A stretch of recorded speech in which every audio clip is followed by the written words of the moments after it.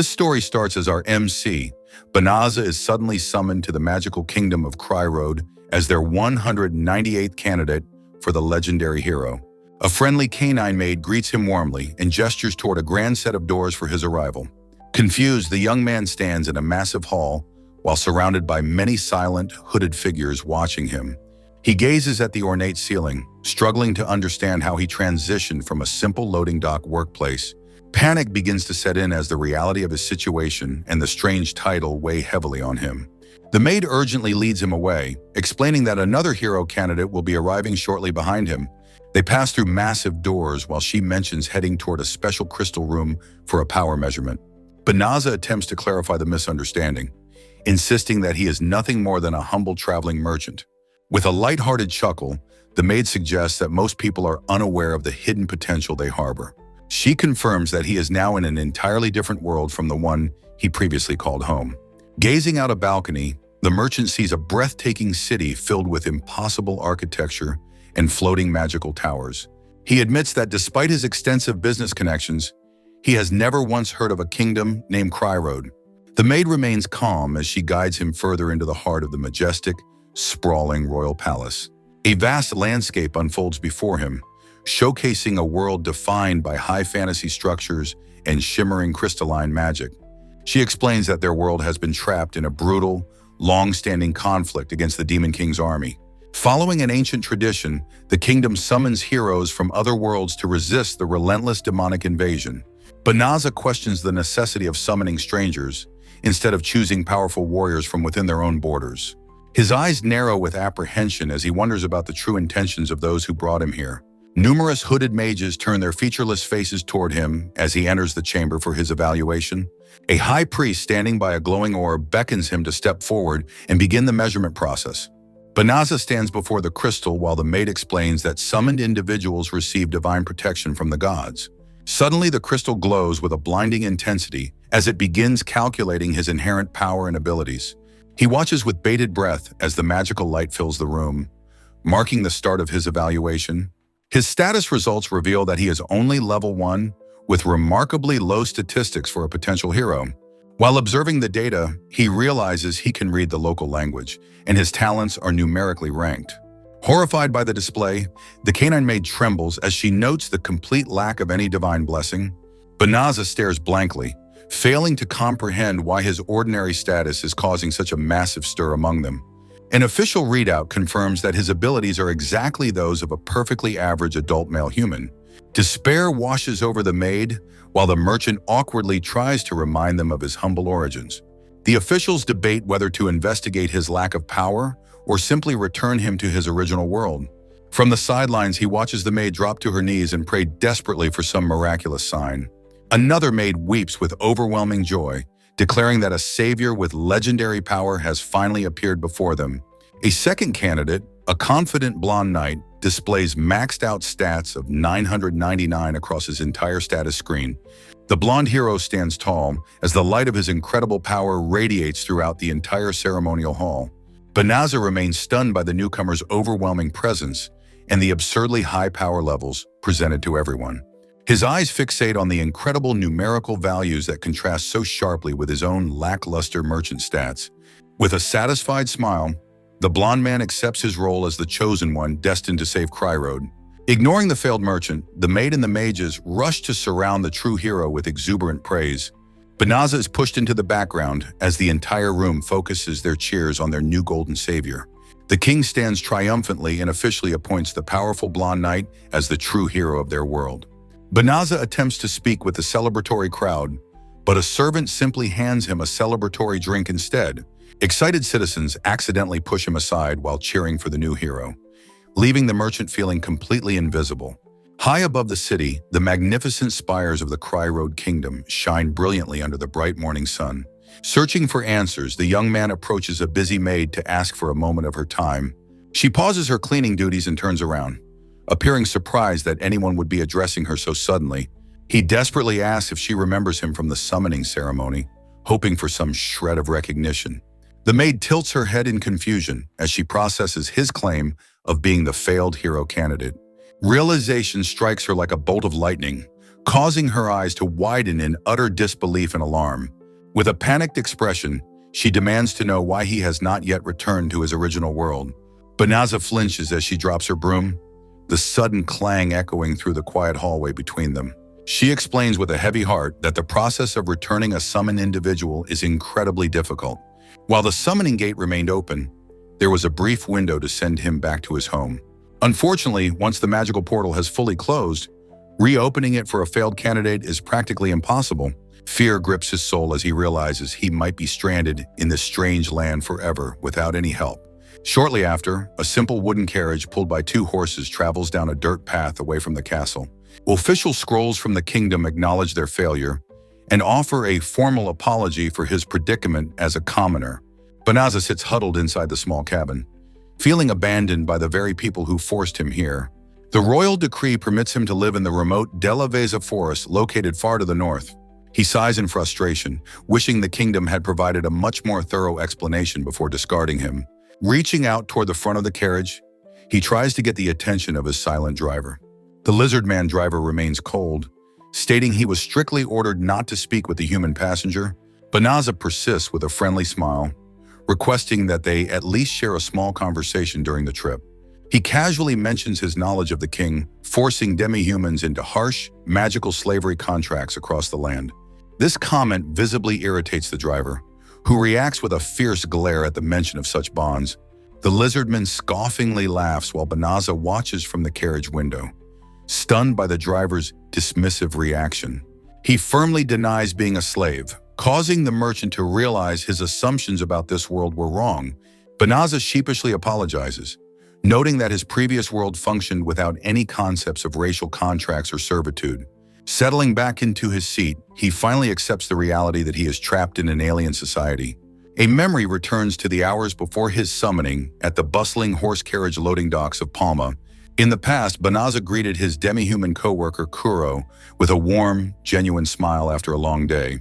He professionally managed the shipments, kindly suggesting they all share a meal together once the work finished. Nearby humans muttered in disapproval, resentful that a merchant would treat demi-humans with such high respect and fairness. Despite the social tension, Banaza attempted to offer Kuro a bonus for his hard work and dedication. The proud Oni man declined the extra pay, reminding Banaza of his status as a demi-human in their kingdom. Unfazed by societal labels, the merchant asked why race should ever dictate the value of a person's labor. He smiled broadly, insisting that showing proper gratitude to a reliable partner was essential for any honest businessman. Kuro sighed with a weary grin, knowing once Banaza made up his mind, there was no changing it. Their supervisor, Quinn, interrupted the moment to send the group off for a celebratory dinner at the pavilion. Kuro loudly rallied the other demi-human laborers, commanding them to gather up for their well-deserved break. The entire crew erupted into a synchronized cheer of appreciation for the man who truly valued their humanity. The demi-human workers joyfully embraced Banaza, thanking him for the meal and his kindness during their shift together. Banaza expresses his sincere gratitude to Quinn for her support, showing the strong bond they shared at work. Quinn smiles back warmly, noting that helping each other has always been a natural part of their daily routine. Meanwhile, several human co-workers watch from the shadows, scoffing at his friendliness and calling him a total hypocrite. Ignoring the harsh comments, the group moves on, leaving Banaza to contemplate the deep-seated prejudice within the kingdom. He wonders why the world cannot simply be a place where humans and demi-humans live without such cruel discrimination. Quinn admits that few in the capital feel that way, as most people are unwilling to sacrifice their personal profit. Banaza remains firm in his belief that getting along regardless of race is not strange or wrong at all. Suddenly, a strange white light begins to envelop his hand, surprising him during the quiet moment. Powerful magical energy erupts around him, and he is violently pulled away from his own reality. Quinn stares in utter shock at the empty space where her friend stood just seconds ago. The scene fades as he worries about the friends and work he was forced to leave behind so abruptly. Back in the present, the lizardman driver points toward the dense tree line of the remote and mysterious Della Vesa forest. Having completed the 20-day journey, the merchant politely thanks the driver for his service despite their rocky start. The lizardman warns him about rumors of the Demon King's army appearing nearby, telling him to stay extremely cautious. Banaza humorously recalls how the driver was supposed to avoid speaking to him throughout the entire duration of the trip. With a final huff, the driver heads back to his carriage, leaving the lone traveler at his new destination. He watches the carriage disappear into the distance, finding himself completely alone in a land with no human settlements. Checking his supplies, he discovers a magic bag similar to the ones from his world and tests its functionality. He reviews the generous list of compensation items provided by the kingdom, including gold, clothes, and even house-building magic. Banaza examines the kingdom's provided equipment, wondering why they included a weapon set meant for fighting monsters. He reaches into the magic bag and pulls out a simple, undecorated iron sword for self-defense. While criticizing the low quality of the blade, a sudden rustle in the nearby bushes startles him. A large, wobbling slime monster emerges from the foliage, blocking his path through the dangerous Delaveza forest. The monster lunges forward with incredible speed, forcing the terrified merchant to react before he gets consumed. With a frantic shout, he swings his sword with all his might to strike down the attacking creature. The slime is instantly obliterated, leaving a sticky mess across the forest floor as the merchant catches his breath. Banaza stares in disbelief at his sword, which has already chipped significantly after just one minor engagement. A strange chime echoes in the air, signaling an unexpected change as a notification window suddenly appears. He reaches level 2 and gasps when his once-average stats are replaced by mysterious infinity symbols. A new message informs him that several powerful magical effects will now remain permanently active on him. Panicked, he watches as dozens of windows materialize around him. Filling his vision with incomprehensible magical data, the screens display a chaotic array of high-level spells and abilities that he never knew he possessed. Overwhelmed by the sudden influx of information, he desperately tries to make sense of his new, godly status. A bright red warning window flashes urgently, demanding his attention amidst the sea of floating status screens.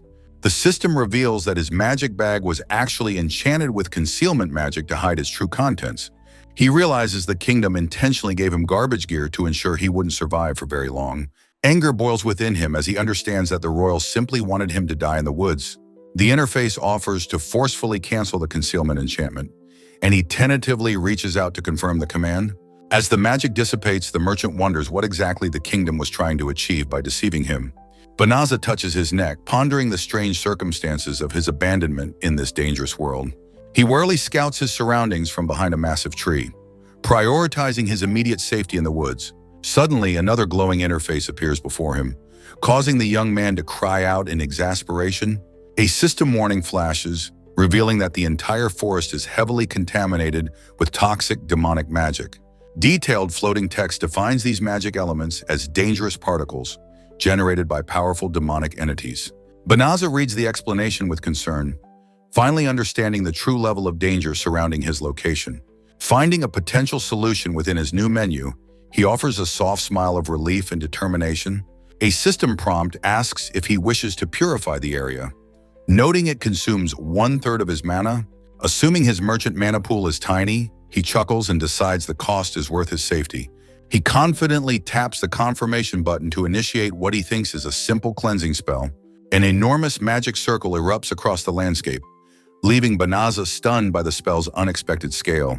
Blinding white light surges through the ancient trees as the purification process begins to cleanse the environment. This massive magical wave ripples outward toward the distant mountains, transforming the nature of the entire forest. Earth-shaking energy rumbles through the woods as the demonic miasma is eradicated by his unintentional power. Meanwhile, back at the palace, the first princess bursts into the dining hall to confront the king. Her father remains calm while eating, dismissively asking his daughter why she is causing such a scene. She shouts in outrage, blaming the crown for stranding the failed candidate in the deadly northern woods. The princess urgently warns that the Delaveza forest is rumored to be a stronghold for enemy forces.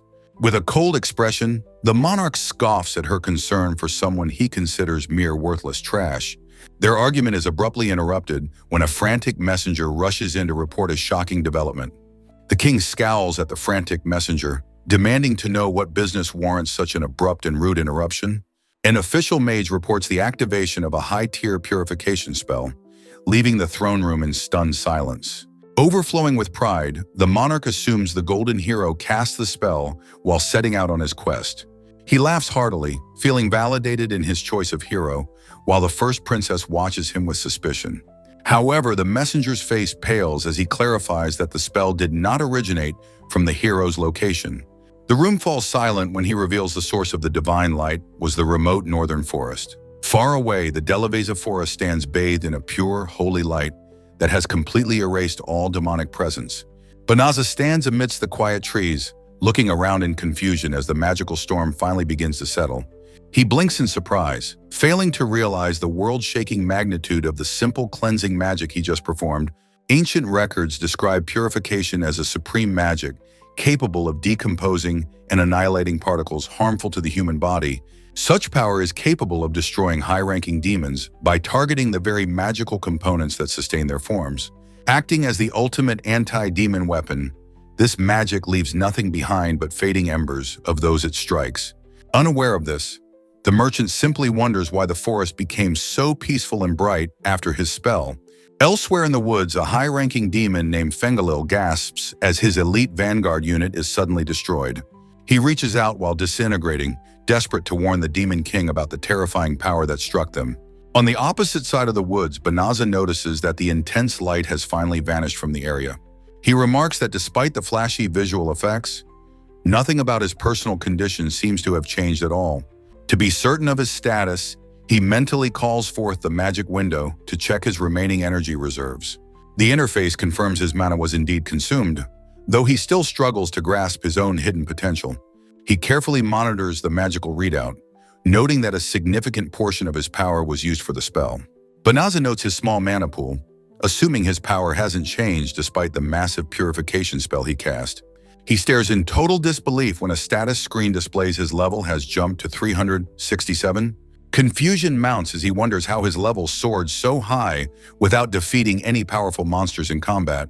He speculates that simply utilizing high-tier magic in this world might be enough to rapidly increase his level. Noting strange symbols he doesn't understand, the merchant suspects the magical system interface itself might be malfunctioning. The young man stands silently while multiple holographic displays flicker before him, offering a confusing amount of data. He recalls a maid's words about window spells, theorizing his low magical aptitude is causing incorrect data displays. Deciding to ignore the untrustworthy information, he dismisses the annoying level-up notifications with a simple finger tap. After closing the menus, he looks up at the serene forest canopy, trying to plan his next move. A notification highlights the severe magical pollution that previously threatened humans, further bothering the weary traveler. The system confirms that the purification is complete, and the entire surrounding area is now perfectly safe for habitation. Fear strikes him as he imagines the kingdom's reaction if they ever discovered his presence near the capital. A recommendation for appearance transformation magic appears, offering him a chance to move through the world undetected. He realizes that changing his looks is the only way to avoid recognition and potential execution by the royals. Banaza tentatively reaches out to tap the confirmation button on the floating interface to begin the magical process. The system prompts him to choose a gender for his new form, causing him to pause in complete bewilderment. Suddenly, his body begins to shift and glow with light as the transformation magic takes hold of him. The merchant's clothes tighten and adjust as his physical form undergoes a drastic and unexpected magical change. He gazes at the rejuvenated forest, feeling the strange weight of his new identity in this alien world. The transformation concludes, leaving him with a noticeably different silhouette as he prepares to face his uncertain future. Banaza realizes he must commit to a new life and carefully craft his appearance to avoid detection. Browsing through endless customization options, he selects his race, height, and various physical features from the magic interface. The merchant finds the detailed process tedious as he scrolls through the numerous screens of the transformation spell. He pauses for a moment of quiet reflection before finalizing the significant changes to his very identity. Emerging with a fresh, youthful look, he feels confident that nobody will recognize him as the failed candidate. Using reconstruction magic to repair his tattered clothes, he prepares for the long journey ahead to the city. Contemplating the vast distance, he realizes that traveling on foot would take far too many days to reach civilization. Suddenly, he casts high-tier teleportation magic and instantly arrives at the bustling streets beneath the majestic Kryroad Castle. System windows explain that his new transfer magic allows for pinpoint travel to any previously visited location instantly. He remains stunned by the sheer convenience and overwhelming power of the abilities he accidentally unlocked. Banaza decides to leave his old name behind and focus on finding a way to survive in Palma. With a bittersweet smile, he accepts his new reality while acknowledging the impossibility of returning to his original world. Stretching after his arrival, he resolves to find a steady source of income to sustain his new life here. Observing the busy markets, he notes that joining a merchant guild requires connections he simply doesn't have yet. He considers taking on monster hunting or escort work, leading him toward the local branch of the Adventurers Guild. Navigating through the lively castle town, he follows the directions provided by his magical navigation system. The young man beams with excitement, marveling at how convenient this magical world can be for a traveler. Entering the lively guild hall, he finds himself surrounded by seasoned warriors and diverse individuals seeking their next quest. He walks through the crowded room filled with the sounds of armor and low-voiced conversations among the mercenaries. Approaching the reception desk, he listens as an attendant explains how adventurers are ranked based on their achievements. A detailed chart explains how higher adventurer ranks provide significantly greater rewards for completing increasingly dangerous and difficult missions. Meanwhile, guild membership offers essential benefits, including basic equipment kits and access to free medical treatment from recovery mages. Consequently, the disguised merchant agrees to join the guild and reaches for his coin purse to pay the fee. To start the process, he politely asks the receptionist if she can accept a gold coin for his payment. In response, the elf attendant smiles and confirms they can easily break the large coin and provide the change. Soon, a tray is presented containing his new E-rank identification tag, alongside 10 gleaming silver coins as his balance. While holding the metal plate, he acknowledges that he must find work immediately to secure a future here. Next, the receptionist points to a complex magical device designed to record successful mission completion data onto his plate. As she prepares her equipment, she politely requests the name he wishes to use for his official registration. However, sudden panic flares as he realizes using his true name would reveal his status as a summoned candidate. This causes an uncomfortable silence, while he frantically searches his memory for a suitable and unrecognizable alias to use. Finally, he offers a bright smile and tells the attendant that his name will be the moniker Furio. As he walks away from the desk, he sighs with regret for impulsively choosing the name of a dog. Suddenly, a small voice rings through the air, causing the new adventurer to stop and look toward the board. He then notices a tiny demi-human girl standing among the crowd while asking for help with a mission. Nearby, the young Lupin girl clutches her meager coin pouch and pleads with the warriors to guard her trip. Unfortunately, experienced mercenaries scoff at her request, explaining that such a long and dangerous journey is far too expensive. Feeling defeated by their cold dismissal, the small girl stares at the floor as tears begin to well up. Surprised, Furio stops in his tracks upon hearing the name of the exact forest where he was recently abandoned. Deciding to act upon this strange coincidence, he takes a decisive step toward the rejected girl to offer help. Furio steps forward to assist the wolf girl, kindly offering to escort her to the remote northern forest. Shocked by his generosity, the young girl worriedly warns him that she has no reward money to offer. He offers a gentle smile, explaining that he already knows the path and doesn't mind the meager compensation. A wave of disbelief sweeps through the guild hall as the surrounding warriors overhear him mention transfer magic. Disapproving veterans whisper among themselves, mocking the rookie for telling such an obvious and high-level lie. Furio begins to sweat as he realizes that teleportation might not be a common skill in this world. Nervousness takes hold when he notices the dark, suspicious glares coming from every corner of the crowded room. Suddenly, a sharp blade is thrust toward his throat, interrupting his thoughts and freezing him in place. A stern female knight clad in white armor demands to know his true identity and secret objective. She points out that a low-ranking adventurer claiming to use supreme spells is incredibly suspicious and dangerous. Attempting to de-escalate the situation, the merchant raises his hands while maintaining a nervous, awkward grin. Other elite female warriors join the interrogation, suspecting him of having dark intentions toward the young girl. Bystanders recognize the woman as Balarosa, a distinguished commander of the powerful Cry Road Royal Knight Order. Realizing he has caught the eye of the royal authorities, Furio desperately worries about his cover being blown. The knight remains unwavering, staring him down with her companions to force a confession from the mysterious stranger. Terrified by the escalating violence, the small Lupin girl cringes and hides behind the armored women. A piercing, analytical gaze from the blonde knight searches for any sign of deception or hidden malice. Feeling the intense pressure, the merchant understands that his simple attempt at kindness has backfired completely. He quickly proposes that the knights accompany them, offering to give up all mission rewards to prove his sincerity. Ballarosa flinches in surprise, clearly taken aback by the man's unexpected and selfless request to join their party. Ballarosa warns Furio that any suspicious behavior will be met with immediate and decisive force. Maintaining his friendly facade, the merchant agrees to her terms with a polite and humble smile. They move to a secluded alley where the knight commander challenges him to demonstrate his claimed teleportation. The other warriors wait with crossed arms while the young lupine girl watches with growing apprehension. Furio instructs the group to gather closely around him before he initiates the high-level transfer magic. A massive glowing array erupts, instantly whisking the entire party across the vast kingdom. The knights find themselves standing in the lush forest, stunned that a rookie successfully performed such feat. Suspicion lingers as the group's mage demands to know if he is secretly a top-tier archmage. He quickly deflects the question, insisting he is merely a beginner who knows a few useful tricks.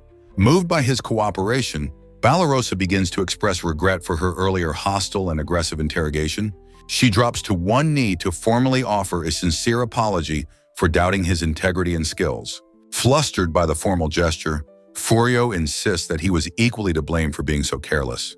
Their conversation is cut short when the wolf girl begins sniffing the air with a look of confusion. She exclaims in shock that the lethal demonic miasma has completely vanished from the entire woods. Furio looks surprised as a sharp sound alert triggers from his hidden magical system interface. A sharp sound alert chimes. The system warns that revealing his magic is dangerous and identifies the girl as a demon. Unaware of the truth, Ballarosa apologizes for leading him into what she believes is a dangerous forest. She draws her blade and orders him to stay back, while the knights prepare for potential combat. The merchant stares wide-eyed as the terrifying reality of his situation finally sets in. The knights surround the young girl with their weapons drawn while Furio watches in total confusion. Ballarosa points her sword at the child and demands that she reveal her true demonic identity. An archer warns that anyone heading into a demon-occupied forest must surely be an enemy spy. A small mage prepares her magic circle while accusing the girl of being a dangerous monster. The heavy-armored knight explains to Furio that they suspected her from the very beginning of the trip. Furio stammers in surprise, completely unaware that his young companion might actually be a powerful demon. Ballarosa reveals that the guild warned the castle about a suspicious girl hiring unsuspecting travelers recently. The young wolf girl trembles silently as the weight of the knight's accusations falls heavily upon her. Tears well up in the girl's large eyes as she gazes at the group of hostile warriors. Furio watches the scene unfold with a mix of dread and disbelief at the sudden turn. Suddenly, the girl scoffs at the knights and mocks them for being arrogant servants of the crown. Her expression twists into a terrifying grin, while her eyes transform into those of a predatory beast. With a violent surge of power, she reveals herself as Fenris and threatens to devour them all. She bares her massive fangs while declaring her status as a high-ranking member of the demon army. Horror strikes the knights as they realize the tiny girl was actually an incredibly powerful entity. The massive shadow of the legendary lupin beast looms over the terrified group in the forest clearing. Paralyzed by fear, the young mage begins to shake uncontrollably before the monster's overwhelming magical aura. Another companion stares up in total shock, realizing their basic gear is useless against such power. The pressure of the beast's presence forces the brave warriors to struggle just to remain standing upright. Ballarosa realizes they are facing a catastrophic threat far beyond their initial scouting expectations. Furio rushes to the side of the pained Ballarosa as the demonic aura crushes the group. He asks what is happening while the knight commander struggles to speak through the intense magical pressure. Across from them, the young girl smirks with predatory eyes, reveling in the terror she now commands. Furio suddenly notices that he is the only one completely unaffected by the monster's overwhelming, crushing presence. Without warning, the gargantuan lupin beast lunges forward with its jaws wide to swallow the young man. He narrowly evades the lethal bite of the legendary monster while desperately attempting to shield his companions. Gritting his teeth, he concludes that escaping while protecting 4 paralyzed people is a task beyond his limits. He remembers his previous magical feat and decides to rely on his hidden status window once more. With a look of grim determination, the merchant prepares himself to reveal his true capabilities to the beast. A massive glowing array forms beneath the group as Furio activates his high-level long-distance transfer magic. He successfully targets Balarosa and her elite guard to send them safely back toward the royal capital. The warriors look on in utter disbelief as the magical light begins to whisk them away from battle. Intense energy ripples through the clearing as the teleportation magic reaches its violent and brilliant climax. Furio stands alone before the giant wolf, feeling immensely relieved that his plan to save everyone succeeded. The monster reveals she was ordered by her elder brother to use these humans as simple bait. Fenris looks at him with curiosity, asking if he truly intends to sacrifice his life for his friends. Refusing to give up, the traveler mentally summons his list of attack spells to find a way out. He quickly scans the many windows and selects a powerful ability without having time to hesitate. Roaring with newfound power, he resolves to test his abilities one by one, starting with the very first. Furio unleashes a devastating gravity spell, while a massive magical circle illuminates the sky above the forest. Under the weight of a massive gravity spell, the legendary wolf beast is pinned helplessly to the forest floor. Next, Furio watches as the creature struggles to move while the immense magical pressure continues to crush its body. Instantly, the monster's eyes widen in absolute shock, failing to comprehend how a human could possess such overwhelming strength.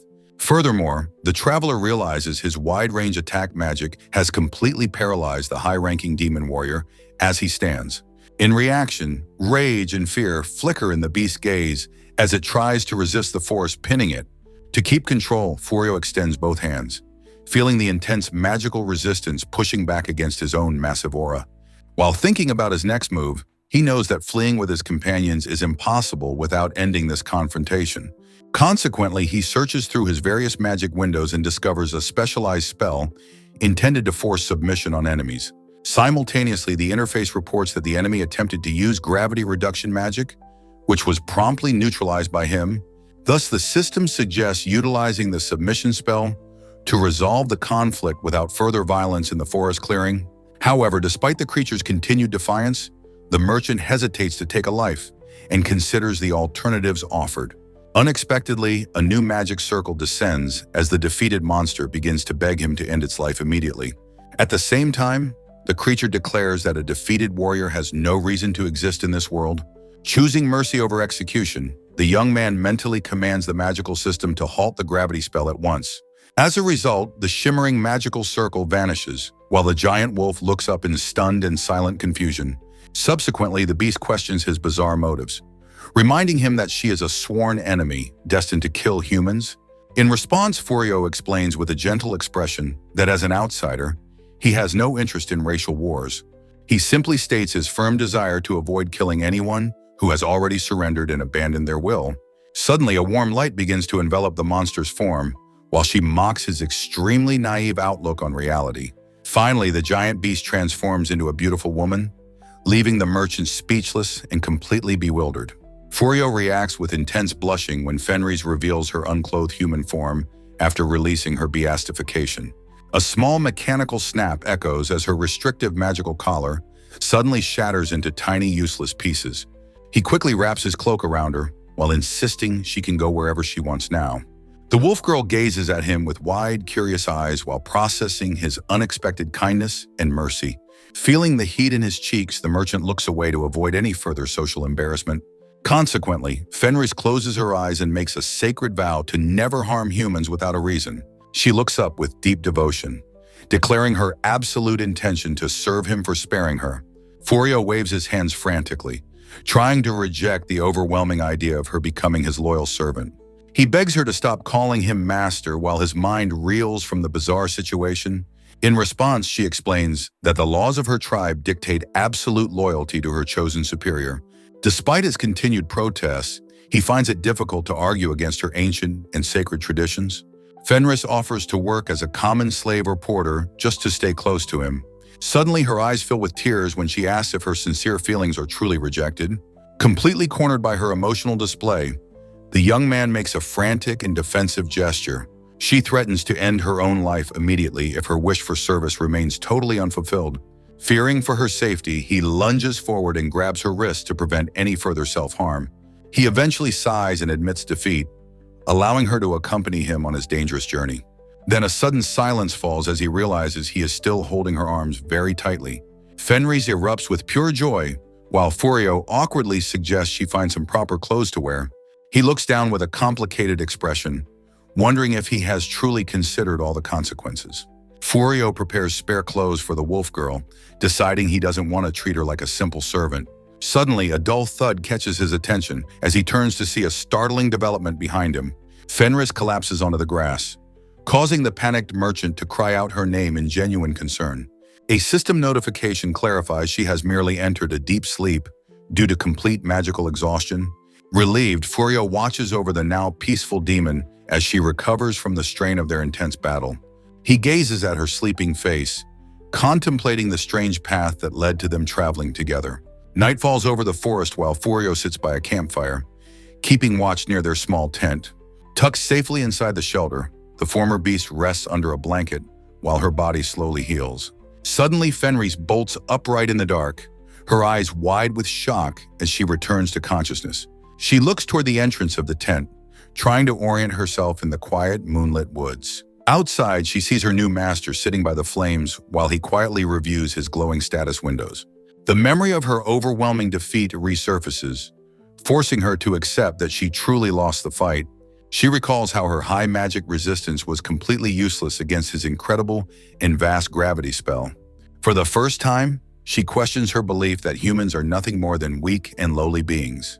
Meanwhile, Furio marvels at his own body, noting that his massive mana reserves have already fully replenished. Barefoot and silent, the wolf girl finally steps out from the tent to confront her powerful new companion. Furio turns in surprise and asks if she is feeling better after her long and necessary rest. With a grateful smile, she thanks him for using his miraculous recovery magic on her while she slept. Blushing with embarrassment, the merchant awkwardly tries to discuss the formal title she insists on using. He explains his discomfort with being called master, hoping they can establish a more equal relationship. Fenris looks up with wide, curious eyes, questioning the title her new master has bestowed upon her. Furio turns to face her directly, his expression becoming serious as he prepares to make a proposal. He tentatively suggests that she should travel alongside him as his wife to avoid any local suspicion. The wolf girl freezes in total shock, repeating the word with a look of pure and absolute bewilderment. Flustered and blushing, the merchant frantically clarifies that the arrangement is strictly for appearance's sake and nothing more. He attempts to maintain his composure while his heart races from the awkwardness of the sudden suggestion. Overjoyed by the idea, Fenris beams with a radiant smile and accepts the new role without hesitation. She enthusiastically embraces the chance to serve a powerful master, viewing it as a great and noble honor. Furio sighs while explaining once more that he does not truly belong to this strange, magical world. Fenris listens intently, her expression softening as she processes the truth behind his mysterious and alien origin. He interacts with a floating interface, distracted by the overwhelming power levels and data displayed before him. The girl looks on with deep admiration, clearly moved by his honesty and the burdens he carries. She recalls her own previous arrogance, admitting she once viewed the human race as weak and pathetic creatures. Reflecting on their battle, she acknowledges that her preconceived notions about strength were completely and utterly wrong. Furio examines his hands, noting that his immense magical energy has already finished its rapid and silent restoration. He offers a gentle, self-deprecating smile while questioning why such a powerful entity would want to follow him. Fenris gazes at him, her eyes reflecting a mix of wonder and a newfound sense of deep respect. She silently wonders why someone so incredibly strong also possesses such a fragile and kind-hearted nature. The lupine warrior slowly closes her eyes, firmly making a decision about her future loyalty to the traveler. Finally, she places her hand over his, promising to remain by his side regardless of his true identity. Fenris vows lifelong loyalty to Furio under the moon, promising to live by his side forever. She gazes up lovingly, insisting on becoming his wife and addressing him as her darling husband. Stunned, Furio searches her eyes for any doubt, questioning if she truly wants this path. With a joyful cry, she throws herself into his arms, confirming her absolute devotion to him. Suddenly, the scene shifts to the northern outskirts of Cry Road, where frantic screams echo through the trees. Dead knights lie scattered across the dirt, evidence of a brutal and one-sided slaughter by unseen forces. The remaining soldiers panic as they realize they are completely surrounded by a pack of ferocious monsters. Desperate guards beg the Golden Hero for orders, while their formation crumbles under the relentless monster assault. The blonde knight retreats in fear, swearing that his life is far too precious to lose here. Later, the monarch addresses the returned candidate in the throne room to discuss the recent expedition. A tactical map details the report that demons were spotted and the hero's army was wiped out. Reliving the horror, the report highlights how a simple pack of monsters decimated the kingdom's elite troops. The blonde hero approaches the king, intending to shift the blame for the massacre onto his own men. He argues that the soldiers were weak and broke formation as soon as the first monsters appeared. Walking away with total arrogance, he claims his survival is the only thing that actually matters. King stares at the departing hero, feeling a growing sense of dread about the man he summoned. With a cold frown, he asks his commander how the hero truly conducted himself during the fight. The masked soldier prepares to deliver a scathing report regarding the knight's shameful and cowardly actions. Observations confirm that the hero consistently hid at the very rear of his troops during the entire march. He abandoned his soldiers the moment danger appeared, blaming the resulting defeat on everyone but himself.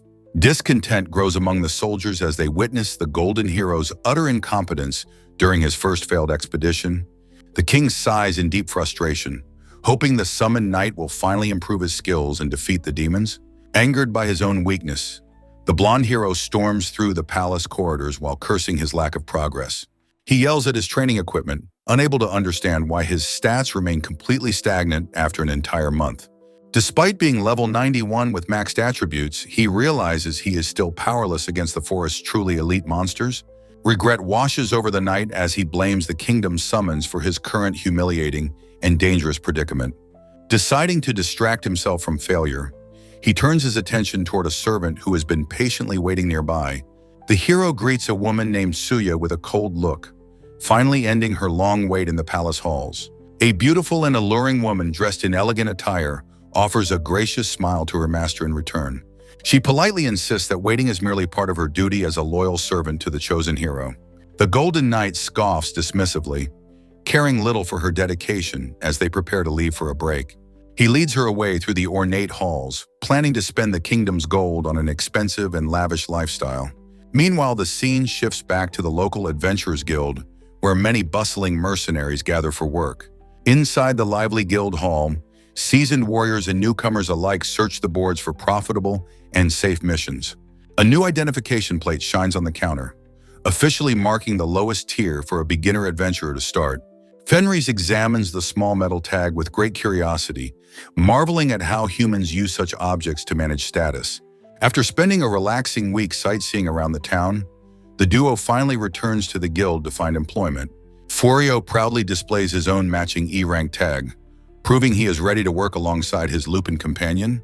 Her eyes sparkle with pure delight at the thought of having something identical to her beloved husband. He offers a warm and gentle smile, touched by how much the simple matching plate truly means to her. Fenris blushes deeply while holding up a piece of fabric, clearly embarrassed by the intimate conversation. She describes an ancient tribal marriage ritual, where a couple swallows the bones of shared prey. Returning to the guild counter, the elf receptionist politely asks the girl for her official registration name. Furio introduces her as Lise while she stands proudly by his side with a confident and beaming smile. He assures her it is a safe alias, gently patting her shoulder to calm her visible and growing excitement. Lise bows deeply in apology for her outburst, while Furio advises her to keep their true identities hidden. The merchant explains that she must adapt to human customs to ensure their quiet life remains peaceful and undisturbed. Suddenly, a loud alarm rings through the hall as a guild staff member announces an urgent emergency quest. The elf receptionist shouts that a massive horde of wild psycho bears is rapidly approaching the northern gates. She offers a lucrative tenfold reward for anyone brave enough to participate in the immediate defensive call. Furio and Lys exchange glances, recalling how the hero's incompetent army previously marched toward that exact same forest. A memory flashes of the golden hero arrogantly leading his troops through a cheering crowd during a parade. Furio reflects on that moment, realizing the hero's crushing defeat was an inevitable result of his extreme overconfidence. Lys notes that common humans were never meant to stand against the sheer power of the demon race. The traveler considers the quest, thinking it might be a perfect opportunity to earn some much-needed living funds. Excitedly, the wolf girl claims she can personally slaughter the entire bear horde in a single devastating attack. She offers to handle the entire hunt alone, while Furio tries to temper her intense and violent enthusiasm. Lys looks determined, wanting to demonstrate that her husband is the strongest being in the entire world. Stunned by her sudden declaration of power, the merchant gazes at his companion in utter and total disbelief. Finally, he agrees to go together, refusing to let his beloved wife face danger alone in the woods. Lys blushes intensely after Furio refers to her as his wife during their quiet moment together. She accepts the role with total delight, expressing that being his spouse is a magnificent honor. They visit a local weapons shop to prepare for their upcoming mission in the northern forest. Inside the store, the duo browses through rows of iron blades and various sets of heavy armor. Lys argues that her natural strength is enough to defeat monsters without relying on these human tools. Furio counters that hunters without any equipment would appear incredibly suspicious to the other local adventurers. A nearby warrior sneers at them, insulting the merchant's weak appearance and his lowly guild rank. A group of seasoned mercenaries joins the mockery. Laughing at the seemingly mismatched and rookie pair, one man mocks Furio's E-rank status, suggesting that the beginner should just stay safe in bed. Though Lys begins to seethe with rage, her calm companion quickly intervenes to prevent a scene. He completes the purchase for a simple sword, while the other adventurers continue their loud verbal assault. Furio explains that their current lack of achievements is the cause for this blatant and annoying disrespect. Lys remains visibly annoyed by the rude humans as they finish preparing for the dangerous hunt ahead. Suddenly, the young man stops and asks his companion to extend her hand toward him for a moment. She tilts her head in confusion, wondering why he wants her to perform such a strange gesture. He gently slides a magical ring onto her finger, which provides her with minor combat stat increases. The girl stares at the band with uncertainty, not realizing the item's deep symbolic value to him. Furio explains that giving jewelry like this is a common and meaningful custom from his original world. Matching rings serve as a public sign of a marriage bond when worn on the ring finger. Recalling her joy over the guild tags, he asks if she is happy with their new wedding bands. Lys blushes deeply, overwhelmed by the realization that she is now officially considered Furio's wife. The simple ring sparkles on her finger, symbolizing a bond she never imagined having with a human. She admits the jewelry feels mysterious, transforming from a mere stat booster into a precious treasure for her. With a radiant smile, she declares the ring is incredibly beautiful and accepts his gift with joy. A bright magical flash occurs as they prepare to leave for their very first official hunting mission. They arrive at the northern forest's edge, exactly where the dangerous psycho bear horde was recently spotted. Lys pumps her fist, eager to slaughter the monsters and claim the massive tenfold gold reward. Furio humorously ponders the wolf marriage ritual, wondering if he should have participated in the bone-eating custom. Their lighthearted moment is shattered by a sudden, piercing scream echoing through the dense and quiet trees. Rushing toward the noise, they find Balarosa and her knights engaged in a desperate and losing battle. The monstrous eyes of the bears fixate on the exhausted warriors who are struggling to survive the onslaught. Giant claws swipe at the air while the elite female knights find themselves completely and dangerously surrounded. The situation turns critical as the powerful beasts close in on the battered and defenseless party of four. Furio watches the scene with shock, recognizing the very people he recently saved from the legendary wolf. Lys remains indifferent, suggesting they ignore the humans who were so incredibly rude to them earlier today. Balarosa grits her teeth and orders her teammates to retreat while she stands alone to buy time. Blossom clutches her bleeding arm, realizing she is too severely injured to continue the fierce and bloody fight. Nearby, the archer and mage despair as they completely run out of arrows and vital magical energy. Determined to die with honor, the commander raises her blade for one last stand against the approaching monsters. A massive bear lunges at the defenseless knight, leaving her certain that her life is about to end. Furio suddenly intervenes by unleashing a powerful burst of electric strike magic against the attacking monster. The knights and young mage stare in absolute disbelief, wondering what kind of incredible power just saved them. Simultaneously, Lys leaps into action with feral grace to strike down another approaching beast with her bare hands. She lands effortlessly and sighs, commenting that her master is far too soft on these lowly humans. Bolano and Blossom fall to their knees, stunned that the entire bear pack was annihilated in seconds. Furio approaches the group calmly, mentioning that they have met and shared a conversation once before. Recognition flashes across Balarosa's face as she realizes her savior is the same man from the guild. The battered squad of knights gathers around their unlikely hero to process the sudden turn of events. Tears of relief well in Balarosa's eyes as she expresses her gratitude for their narrow and miraculous survival. The other members of the party join in, thanking him profusely for rescuing them from certain death. Bolano gazes at him with deep respect, still processing the sheer magnitude of the magic he witnessed. Meanwhile, Lise watches the interaction with crossed arms. Clearly annoyed by the attention her husband is receiving, Furio feels a sense of unease. Realizing that his secret identity might be getting much harder to maintain, he introduces Lise as his traveling companion to the group. Hoping to keep their relationship profile low, Lise reacts with shock and fury, demanding to know why he didn't introduce her as his beloved wife. To avoid further drama, Furio begins using high-level recovery magic to heal the knight's severe and bloody wounds. A sudden rustling sound from the thick bushes interrupts their brief moment of respite and healing. Another gargantuan psycho bear emerges from the shadows, towering over the exhausted and regrouped party members. Furio shouts an urgent warning to Lise as more monsters begin to close in from all sides. Her eyes narrow with a cold, murderous intent as she prepares to protect her husband from the threat. A massive psycho bear lies defeated on its back, making a submissive whimpering sound before the surprised duo. Furio and the trembling knights watch in utter confusion as the once deadly monster completely abandons its hostile intent. The gargantuan beast continues to whine piteously, effectively signaling its total surrender to the overwhelmingly powerful travelers. Observing the creature's behavior, Furio suggests that the intelligent animal has realized it stands no chance against them. Unexpectedly, the bear begins acting like a domesticated pet, rubbing its head against the ground in a desperate plea. Furio ponders the difficult situation, feeling reluctant to simply abandon the now docile creature alone in the dangerous woods. Lise looks at the beast with a soft, knowing smile, while a mischievous idea begins to form in her mind. Turning to her husband, the wolf girl suggests that they should bring the psycho bear along on their journey.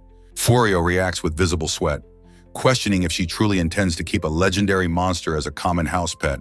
Behind them, the four elite knights react with pure horror at the absurd suggestion of taming such a beast. Lise enthusiastically insists that having a powerful subordinate will surely enhance her darling husband's reputation and noble status. After some quiet contemplation, the merchant decides that managing the creature is better than letting it roam freely and dangerously. He activates a specialized action control magic, manifesting multiple glowing rings and a symbolic bell collar around the beast. The magical chime rings out, ensuring that the former monster is now bound to follow its new master's commands.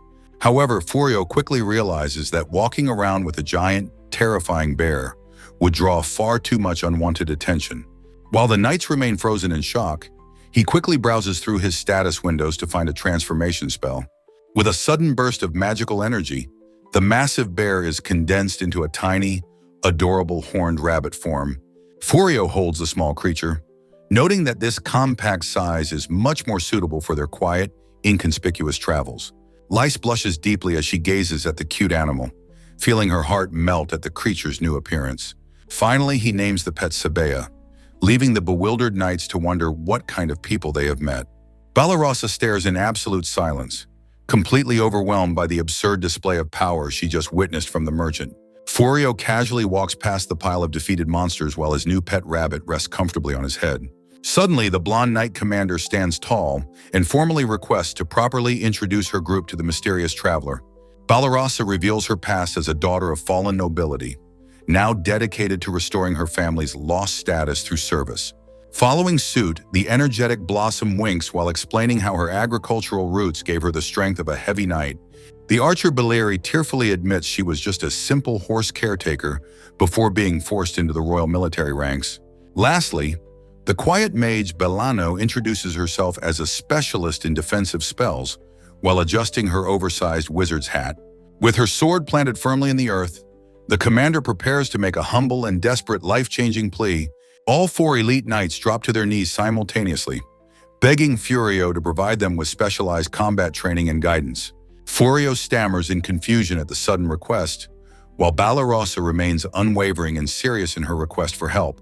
Flashback text details how the legendary hero's entire scouting unit was recently annihilated by a savage pack of psycho bears. Consequently, the arrogant blonde hero has retreated to his fortress, refusing to fight until he is provided with better soldiers. In response, the King of Cry Road has issued a strict decree for all knights to hunt powerful monsters immediately. Blossom explains that psycho bears are normally catastrophic threats that standard knights have no hope of defeating so easily. Balarosa looks down in shame, admitting that even as a group of 4, they were completely powerless against one bear. They remain in their submissive positions, desperately pleading for the strength required to fulfill their duties to the kingdom. Hesitant to reveal his true identity, Furio awkwardly tries to explain that he lacks the necessary power to teach anyone. Nearby, Lise growls with primitive jealousy, viewing the knight's request for her husband's time as an incredibly shameless move. Sensing the escalating tension between his companion and the knights, the merchant prepares to deliver his final polite response. Furio gently takes Lice's hand and declines the offer, stating he must prioritize his wife's feelings over their training. Lice stands frozen, her cheeks flushing red as she processes her husband's unexpected and public declaration. Surprised by the news, the Knight Commander asks for clarification regarding his current marital status. The other warriors look away in embarrassment, realizing they were shamelessly intruding on a couple's journey. Furio awkwardly explains that he doesn't fully understand his own magic or how to teach others. He jumps in surprise when Lise suddenly suggests conducting their training through a series of practical exercises. Smiling radiantly, she praises his kindness and insists that helping those in need is his true nature. Lise proudly accepts her role as his wife, while Furio continues to struggle with the misunderstanding. The merchant sighs inwardly, realizing his companion has a very high and somewhat skewed opinion of him. He admits to himself that he is not the selfless saint everyone seems to believe he is. Reaching a decision, he finally agrees to assist the knights to avoid disappointing their earnest expectations. Overwhelmed with joy, the 4 female warriors erupt into cheers at the news of their new mentorship. Furio utilizes his magic to bundle the massive bear carcasses together for the journey back to town. He reflects on the unpredictable nature of his work while Lise clings affectionately to his arm. The merchant gazes ahead with a soft expression, contemplating the strange turn his new life has taken. Lise beams with happiness, clearly enjoying the peaceful walk back through the now cleansed forest. Together, the group transports the heavy load of monster remains toward the kingdom's distant southern gates. Night falls over the majestic spires of Cry Road Castle, southern fortress, under a shimmering crescent moon. Inside the luxurious halls, the blonde hero indulges in a lavish party surrounded by many attentive women. A servant reports that the king is delighted by recent news regarding the resumption of the campaign. Far across the border, the dark and jagged towers of the Demon King's castle loom ominously. Eurymenes reports to the Demon King about the total annihilation of Fengalil's elite vanguard in the Delaveza forest. Kneeling before her lord, the spy suggests a mysterious individual used supreme purification magic to wipe them out. Meanwhile, back at the human palace, the blonde hero complains about being sent to the front lines again. Smirking with his wine cup, the arrogant hero demands that more powerful subordinates be brought into his service. At the demon stronghold, the Dark Lord Ghouls seethes while contemplating the unknown threat wielding divine power. Deeply enraged, the Demon King orders his forces to find and capture the person responsible for the massacre. Back at the border, Eurymenes scouts the Delaveza forest and finds no trace of demonic energy or mana. She notes that the purification has left the area once guarded by one of the 4 heavenly kings completely barren. Determining the level of power required, the demon operative realizes their enemy is far stronger than initially anticipated. Suddenly, a small bird takes flight across the clear blue sky above the now cleansed and peaceful northern woods. The creature chirps as it lands on Eurymenes' head, signaling the return of natural wildlife to the area. She confirms that the forest is genuinely purified, making it safe for normal animals that usually fear magic. Far away in the dark castle, Ghouls remains obsessed with capturing the one who possesses such world-shaking strength. Driven by curiosity and duty, the cat girl leaps from the cliff to investigate the identity of this mysterious mage. In the northern forest, Furio prepares to begin a training session for the 4 eager and hopeful knights. He suggests they test their current combat skills by engaging a single captured and restrained psycho bear together. Looking intensely determined, Balarosa steps forward to face the beast, while her companions watch with bated breath. The Knight Commander begins a formal challenge, identifying herself with honor before the massive and ferocious forest monster. However, the bear ignores the etiquette of war and lunges forward with a terrifying roar during her speech. Panic strikes the group as the monster attacks while the blonde knight screams about the breach of chivalry. Blossom and the others charge into the fray to support Balarosa during the chaotic battle. With a fierce battle cry, Heavy Knight Blossom lunges forward to strike the massive beast. Simultaneously, the quiet mage Bolano begins chanting a complex defensive spell to protect her comrades. A shimmering magic circle materializes just in time to deflect the monster's powerful, crushing claws. Archer Bilary takes careful aim, drawing her bowstring tight to launch a supporting volley. Unfortunately, her arrows merely graze the creature's thick hide, failing to deal any significant damage. The intense magical effort causes Bolano's shield to flicker and violently shatter under the pressure. Drained of all her mana, the young mage collapses while clutching her stomach in sudden agony. Chaos erupts as the knights scramble to retreat from the bear's relentless and terrifying counterattack. Watching the disorganized mess, Furio offers an awkward laugh while Lice sighs at their poor coordination. Seeking a stable headquarters, the group relocates to a remote, abandoned house deep within the forest. Furio welcomes the tired knights to their new base, hoping they find the accommodations comfortable enough. Meanwhile, the tiny horned rabbit, Sabea, quickly claims a soft pillow for a much-needed nap. The warriors marvel at the magically expanded interior, praising Furio's incredible talent for domestic utility. Lice announces that a special celebratory feast has been prepared to mark their first day together. She proudly presents a massive, blood-red slab of raw psycho bear meat as the main course. With a beaming smile, the wolf girl offers the uncooked delicacies to the horrified and stunned group.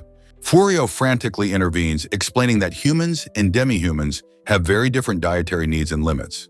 He graciously offers to cook the meat himself while the helpful Bilary volunteers to assist him. Lice pouts at the rejection of her raw treats while Sabea happily devours the leftovers.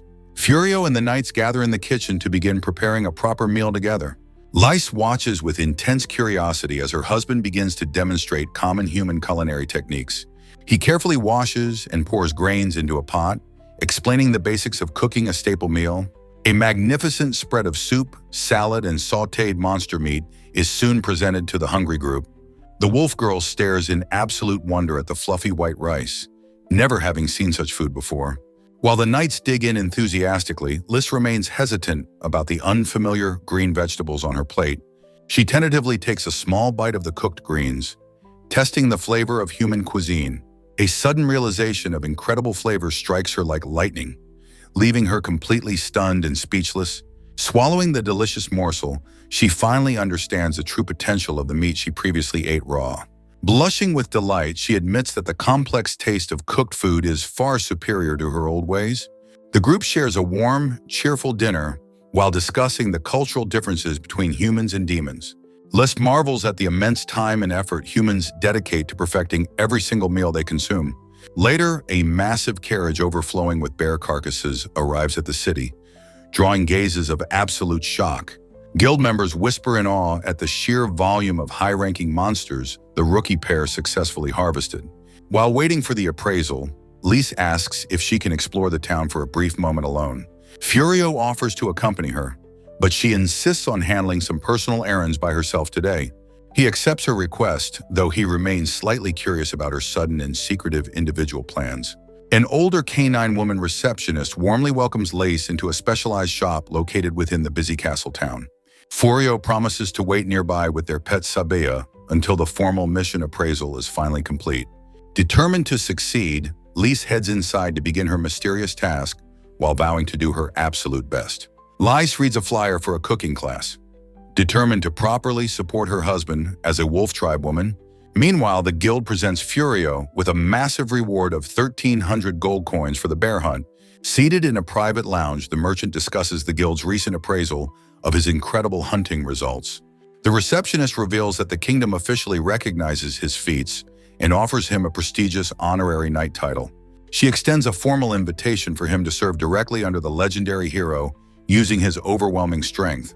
Furio reacts with deep skepticism, questioning if the king truly requested his presence after discarding him before. Staff members emphasize that no ordinary pair of adventurers has ever achieved such a monumental and high-ranking victory. They plead with him to lend his world-shaking power to protect the peace and future of the entire realm. Contemplating his situation, Furio realizes that becoming a public figure would betray his desire for a quiet life. Memories of the arrogant blonde hero remind him why he avoids any involvement with the royal court. With a cold and resolute expression, the merchant firmly declares that he has absolutely no interest in joining. Later, Furio waits outside as Lise returns from her personal errand with her energy seemingly drained. He offers a warm smile, but his expression quickly shifts to utter shock upon seeing her disheveled state. Lise stands with tattered clothes and a battered appearance, causing her husband to shout in alarm. Terrified, he frantically asks if she was ambushed by dangerous monsters while she was exploring the town. Blushing with shame, the wolf girl attempts to downplay the situation, insisting that nothing serious happened today. A memory reveals that Lisa's attempts at culinary training resulted in several catastrophic and violent kitchen explosions. Despite the disastrous results, she remains stubbornly committed to mastering the difficult and explosive art of human cooking. The instructor watches in horror as the determined demon woman prepares to strike an innocent vegetable. Returning to training, Furio uses his magic to create floating water targets for the knights to practice accuracy.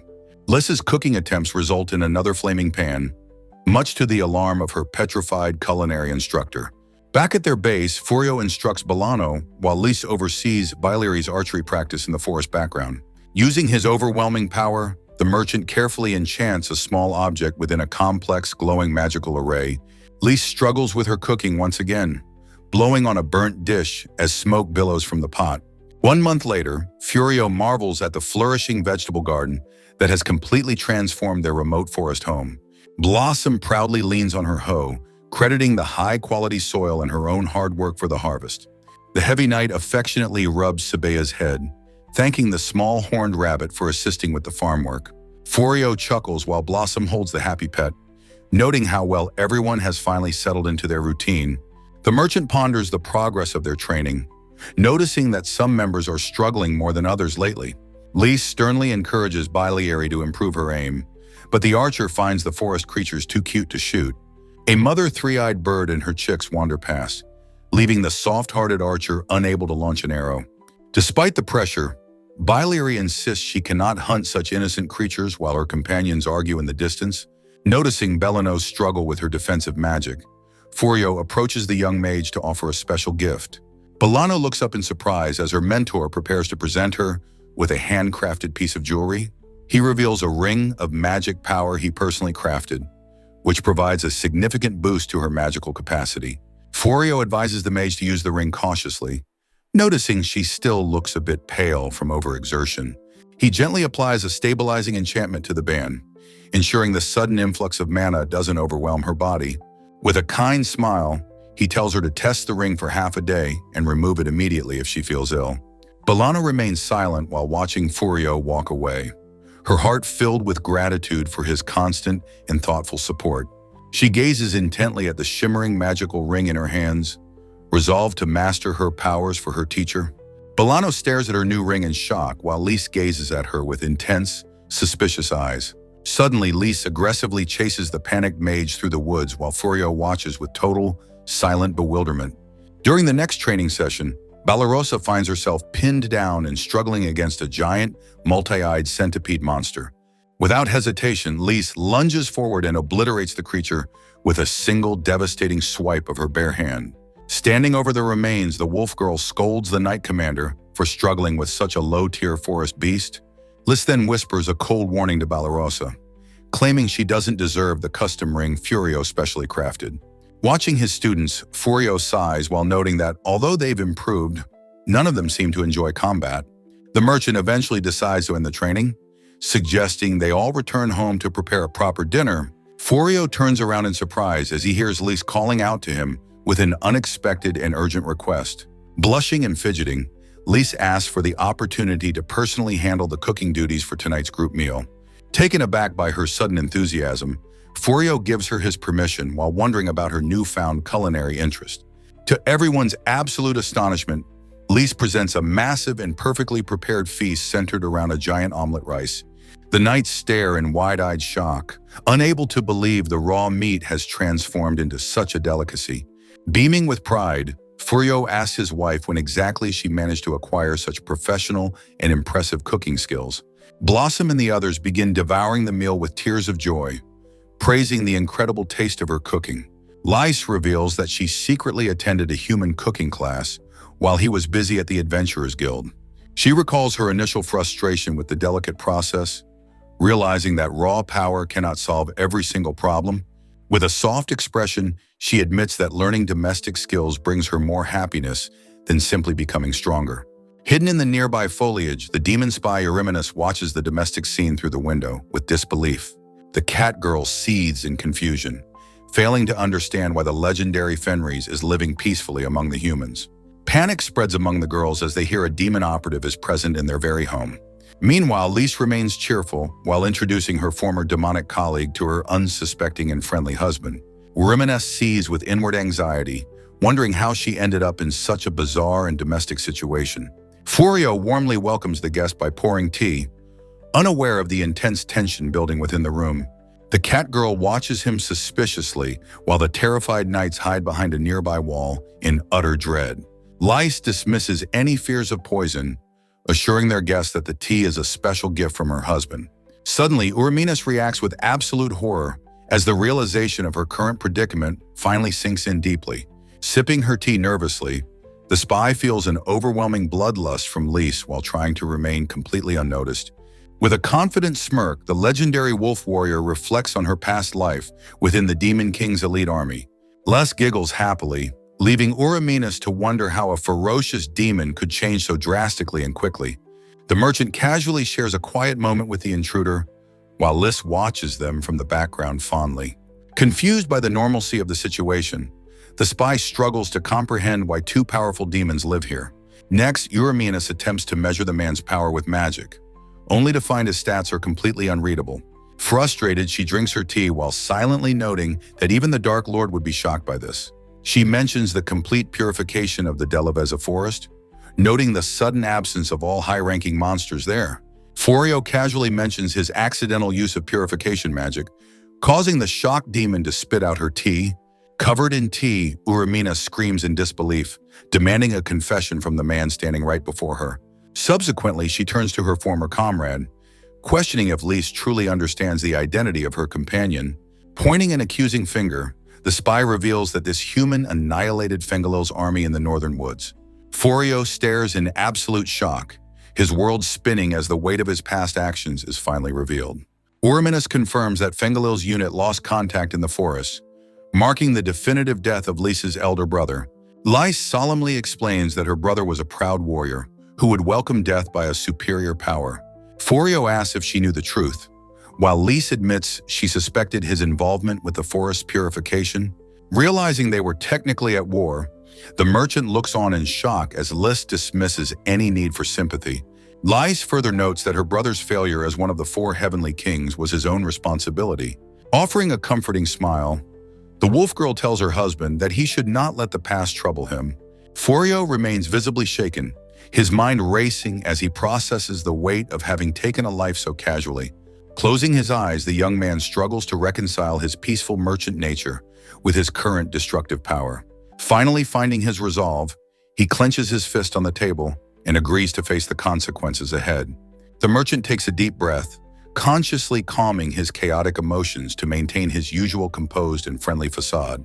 Lys watches him with absolute devotion, admiring the strength of character that allows him to carry such burdens. Suddenly, Eurymenes stands up and boldly challenges Furio to a mock battle to test his unreadable and mysterious strength. The cat girl seethes with curiosity, eager to witness the power that forced the legendary Fenris into total submission. Furio laughs nervously while Lys erupts in a jealous rage, suspecting the spy has ulterior motives for the duel. Pointing an accusing finger, the wolf girl claims the challenge is just a pathetic excuse to get closer to him. Chaos ensues as Furio frantically tries to mediate between the two bickering demons, while Eurymenes screams in frustration. Nearby, the four human knights watch the escalating supernatural argument with expressions of absolute terror and complete helplessness. Sabia lumbers through the house carrying the exhausted warriors on its back, while the domestic dispute continues loudly nearby. Moving outside, Furio sets the rules for their upcoming duel, allowing for any magic usage until someone finally surrenders. Eurymenes enters a predatory combat stance while Furio prepares to defend himself in their first official and serious confrontation. Uraminas launches a sudden dark magical strike toward Furio to test his defenses. The cat girl seethes with anticipation as she prepares her next series of high-speed attacks. Focusing her demonic energy, she unsheathes her lethal, razor-sharp claws for a close-range engagement. Subsequently, she activates her signature cat venom claw technique, surrounding herself with multiple glowing magic circles. She then unleashes a powerful toxic spell from below, attempting to trap the merchant in a deadly trap. Effortlessly, Furio invokes a force cancellation spell that instantly shatters her complex magical offensive. Uraminas screams in utter disbelief as her ultimate techniques are dismantled in a single heartbeat. Standing tall, Furio calmly explains that he accepts full responsibility for the results of their duel. He then reveals a restrictive binding magic, his expression turning cold and serious toward the intruder. Consequently, the spy is pinned helplessly to the earth while Les mocks her pathetic and failed attempt. Realizing she is outmatched, Uraminas decides to retreat and immediately report this monster to the Demon King.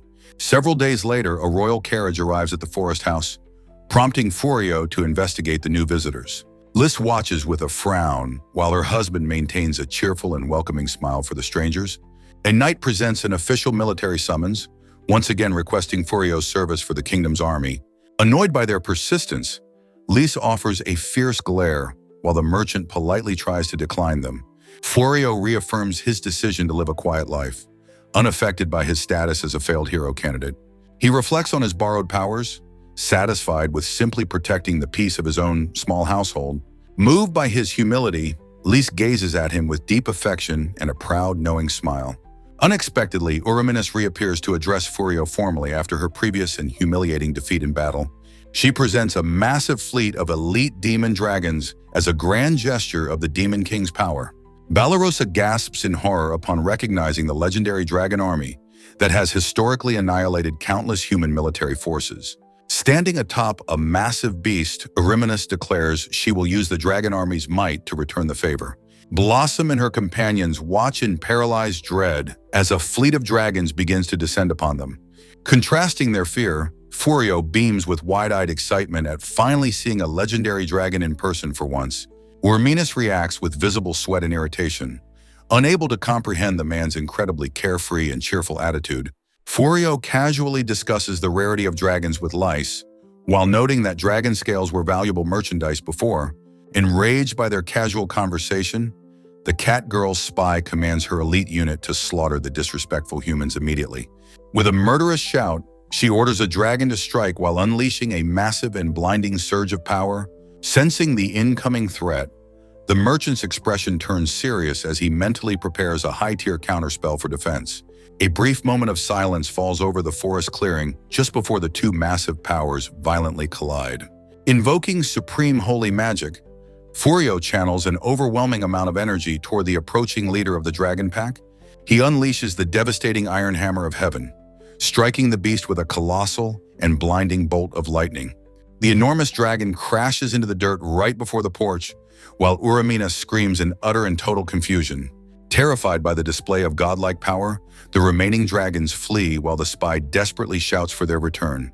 Blossom laughs heartily after the danger passes, expressing her deep and genuine admiration for her mentor's incredible magical feat.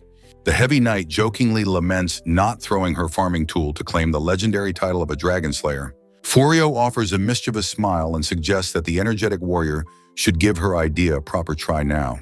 Taking the suggestion to heart, Blossom winds up her arm and prepares to launch her simple wooden farming hoe. As the tool flies, Furio applies multiple divine enhancements, including acceleration, piercing, and holy impact to the implement. The enchanted hoe streaks across the sky like a comet, instantly decapitating another massive dragon with absurd and terrifying force. Blossom's eyes widen in absolute disbelief as she stares at the result of her unintentional and massive attack. Furio confirms her status has skyrocketed, revealing she officially gained the legendary Dragon Slayer title in multiple levels. Meanwhile, Balarosa desperately pleads for similar training, while the demon spy Uraminas continues to monitor their terrifying potential. Back at the demon stronghold, the centaur-like general reports the latest catastrophic loss to his brooding and powerful master. Demon King Ghouls turns his back on his generals, deciding not to personally intervene against the unknown human threat. He seethes over the loss of Fengalil and the elite dragon army, unwilling to waste any more valuable subordinates. Suddenly, a complex and brilliant magic circle erupts beneath the Dark Lord's feet as he initiates a secret spell. Ghouls resolves to remain a silent observer for the time being while planning a much more subtle approach.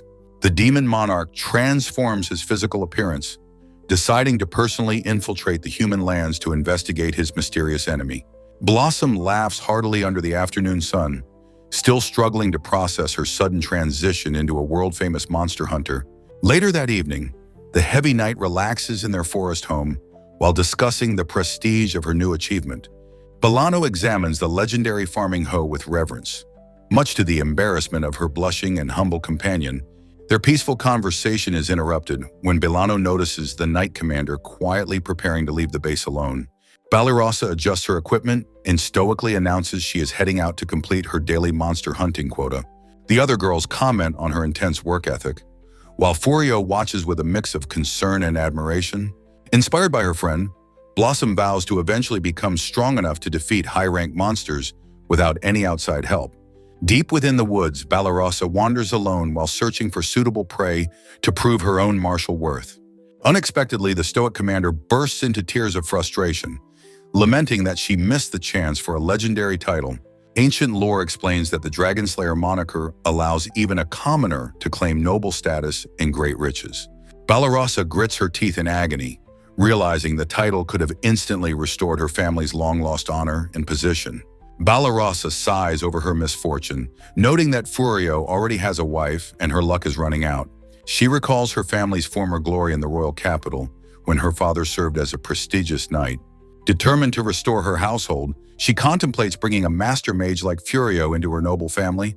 While wandering the woods, she suddenly spots a mysterious man standing silently near some ancient trees. The stranger, actually the disguised Demon King Ghouls, stands in deep thought while carefully observing his surroundings. Balarosa hides behind a tree, becoming immediately suspicious of any unknown individuals loitering near their base. She notes the man's strangely light equipment, which seems incredibly reckless for such a monster-infested forest territory. Her suspicion grows as she realizes he is positioned perfectly to spy on Furio's house from the shadows. Feeling a sense of duty, the knight commander grips her sword handle firmly and prepares to intervene. Stepping out from cover, she demands to know the stranger's identity and his business in this remote area. Balarosa offers a sharp smile, questioning if he is an acquaintance of Furio or his wife Lise. The disguised monarch looks back with a startled expression, momentarily caught off guard by her sudden presence. He eventually claims to be an old acquaintance of Lise who traveled here specifically to visit her. Unconvinced by his vague story, the knight commander tightens her grip on her weapon while narrowing her eyes.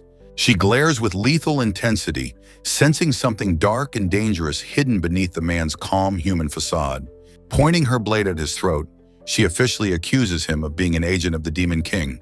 The man remains surprisingly composed despite the sharp steel, though he seems slightly annoyed by the human's persistence. He dismissively raises a gloved hand, signaling that he has no immediate intention of engaging in a fight.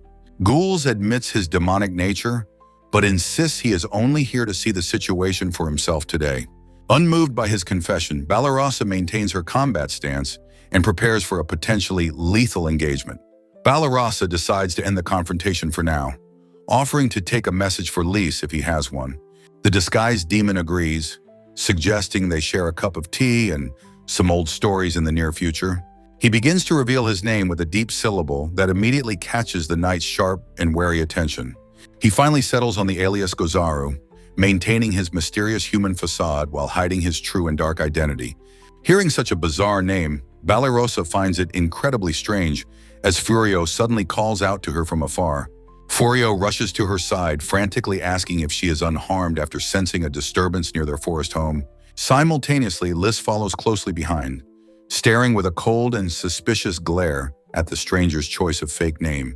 The merchant further explains his anti-monster barrier was triggered, which prompted him to investigate the perimeter with his wife. Startled by his status screen, Furio realizes the mysterious stranger he was observing is actually the true Demon King. Balarosa stands in absolute shock, her face pale as she processes the terrifying reality of the person she confronted. Lys dismissively notes that Uraminas likely leaked their whereabouts and current domestic situation to her former master. Still frozen in place, the Knight Commander remains completely speechless, while the weight of the encounter sinks in deeply.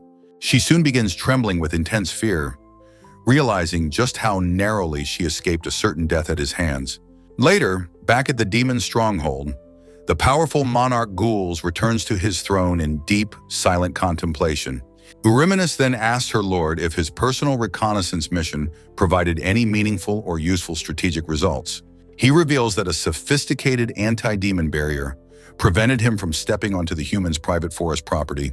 Nevertheless, a faint smile crosses his face as he acknowledges that the trip was not a waste. He praises the knight's dignified presence, her suicidal courage to protect her master, and her sharp combat instincts.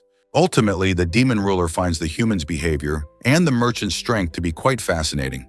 Finally, back at the base, Lys looks intensely annoyed while confirming that her former master truly visited them. Balarosa sighs over her bad luck, noting that Furio already has a wife and she lacks opportunities. She recalls her family's former noble life in the capital before their house fell from royal grace. Determined to restore her lineage, she plans to welcome Furio into her family regardless of his status. Following this reflection, she suddenly notices a mysterious man standing silently near their remote forest base.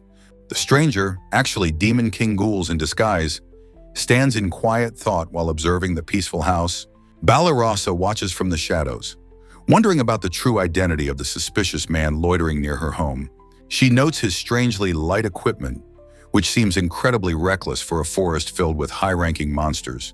Realizing he is spying on the household, she prepares to intervene before the intruder can cause any trouble. Consequently, the Knight Commander grips her sword handle firmly and resolves to protect her allies from danger.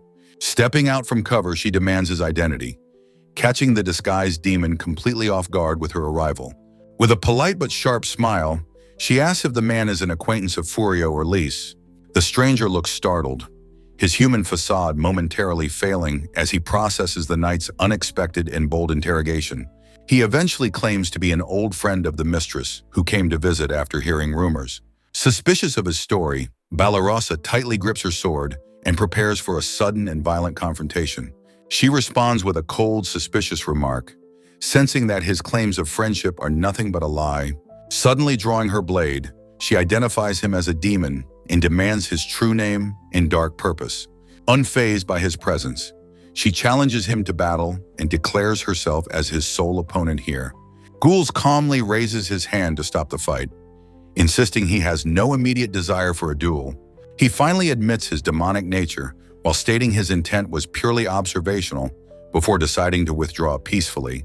Ultimately, Balarosa watches him warily, accepting his retreat while remaining prepared for a fight if he ever returns. Ghouls explains that prolonged conflict only serves to deepen the cycle of hatred and resentment between their species. Reflecting on his tea, the monarch recalls how past wars indiscriminately erased half of all life on Earth. Furio asks if Ghouls personally desires to bring an end to this long-standing and bloody war. The Demon King notes that ideologies shift over generations, and he has no personal desire for world domination. Despite his lack of ambition, Ghouls reminds Furio that he remains the sovereign protector of all demonkind. With a piercing gaze, the monarch formally invites the powerful merchant to join the ranks of his army. Furio politely declines the offer, stating he has no intention of choosing a side in this global conflict. Lys remains perfectly calm as the human knights watch the high-level negotiation with absolute wide-eyed terror. Ghouls erupts into booming laughter, clearly amused by the merchant's stubborn and unwavering commitment to his neutrality. Furio offers an awkward smile, relieved that the demon ruler is someone he can actually talk with reasonably. Preparing to depart, Ghouls declares he has not given up on the recruitment and will surely return later. Balarosa remains silent and pensive, struggling to reconcile her duty as a knight with this bizarre social encounter. The Demon King notes with fascination that the merchant showed no fear under his overwhelming and legendary pressure. Ghouls concludes that the female knight is also an interesting individual as he observes her from a distance. Once the guest leaves, the knights find Balarosa has completely fainted from the intense psychological and magical strain. Weeks later, Uraminas follows her master through the castle while warning him against visiting the human's base again. Ghouls dismisses her concerns, believing that winning over the mysterious man is essential for the future of demons. The monarch entrusts the management of the royal castle to his loyal spy before heading out once more. Uraminas watches him go with a worried expression, fearing her master is becoming far too obsessed with Furio. Rumors begin to spread among the lesser monsters that their king is shamelessly trying to please a human. Uraminas watches the palace doors, questioning her master's growing fixation with the mysterious human alias named Gozaru. Leaving his dark fortress behind, the Demon King descends through the sky while utilizing powerful, multi-layered travel magic. Ghouls reflects on his frequent visits to the human border. Feeling strangely drawn to the merchant's peaceful home, he recalls the female knight's constant hard work. Resolved to finally share a proper conversation with her today, his peaceful thoughts are interrupted as he suddenly spots a massive commotion unfolding near the perimeter of Furio's estate. Back at the house, Balarosa trembles in absolute horror as a nightmare scenario begins to manifest before her. Blossom and the other knights watch in stunned silence as an unexpected and overwhelming threat appears outside. Lice seethes with protective rage, viewing the newcomers as nothing more than rude and unwanted forest intruders. Furio attempts to maintain his friendly composure, while the human warriors behind him cower in total, shivering fear. An immense battalion of royal soldiers surrounds the small forest home, effectively blocking all potential paths of escape. Leading the massive army, the blonde hero candidate rides his white horse directly toward the humble residence. The arrogant hero publicly insults Furio, accusing him of treason and consorting with the ancient enemies of humanity. With a wicked smirk, the knight delivers a cruel ultimatum, demanding absolute submission or immediate public execution. Flashback reveals the royal court received reports about high-ranking demons frequently visiting the remote and purified forest area. An official spy informs the monarch that Furio appears to be hosting high-ranking members of the demon army. Continuous surveillance confirms a mysterious flying man has been traveling between the house and demonic territories lately. The king seethes with fury, believing the failed candidate has chosen to join the forces of evil instead. Princess Elizabeth interrupts her father's tantrum, desperately pleading for him to engage in a peaceful dialogue first. She warns that an unprovoked military strike would irrevocably damage the kingdom's reputation and fragile internal stability. Enraged by her interference, the monarch demands her silence and dismisses her concerns as nothing but naive fairy tales. Princess Elizabeth desperately tries to reason with her father, but the stubborn king remains unmoved by her pleas. Suddenly, the princess reels in shock as the golden hero's dark intentions and overwhelming arrogance finally surface. With a menacing gaze, the candidate demands control of the military, threatening to use treason charges as leverage. Mounted on his horse, the blonde knight gives the group a cruel ultimatum between servitude or immediate death. Outraged by his tyranny, Balarosa and her loyal companions shout in protest against the hero's blatant abuse of power. The hero remains indifferent, cold-bloodedly accusing the knights of betraying humanity and causing their own inevitable defeat. He offers a sinister grin, promising to overlook their alleged crimes if they submit to his absolute authority. Balarosa glares with pure contempt, mocking the hero for only displaying strength when threatening his own allies. Raising her voice, the commander questions if such cowardly and dishonorable threats define the kingdom's true chivalry. Her friends join the verbal assault, calling out the hero's incompetence while he screams for them to obey. Tensions erupt as Furio finally steps in, manifesting a powerful barrier to protect his friends from the hero. Balarosa watches in awe while the hero seethes, realizing the merchant's defensive magic is far beyond his expectations. Smiling gently, Furio explains he has no interest in fighting or joining a country that breeds such corruption. To everyone's shock, a massive teleportation array illuminates the ground as the merchant prepares to leave this land. The blonde hero stands completely frozen in confusion, unable to comprehend the scale of the magic being used. Furio asks Lise if she is ready to leave, and she agrees wholeheartedly while cradling their pet rabbit. Desperate to stay with their mentor, the four knights beg Furio to take them along on his journey. Balarosa looks down solemnly, reflecting on the rigid and violent anti-demon education she received throughout her entire childhood. Memories of peaceful tea sessions flash through her mind, making her doubt the morality of the human species war. With a fierce shout, the commander rejects her corrupt nation, vowing to live with honor beside her true comrades. The female knights stand united, each reflecting a mixture of fear, anger, and fierce determination regarding their future. Forio accepts their plea with a resolute expression, signaling his decision to depart from this land with everyone. Activating his god-tier teleportation magic, the merchant prepares to move the entire estate to a more peaceful location. An immense pillar of light erupts from the forest floor, leaving the surrounding human battalion in absolute stunned silence. Royal soldiers cry out in panic as the house and farm vanish instantly before their very eyes during the siege. The troops whisper in disbelief, struggling to comprehend a mage capable of transporting an entire landscape so effortlessly. Meanwhile, the blonde hero candidate seethes with jealousy, humiliated that a mere commoner possesses such superior magical talents. Gripping his sword hilt with white-knuckled rage, the candidate vows to crush anyone who dares to surpass his authority.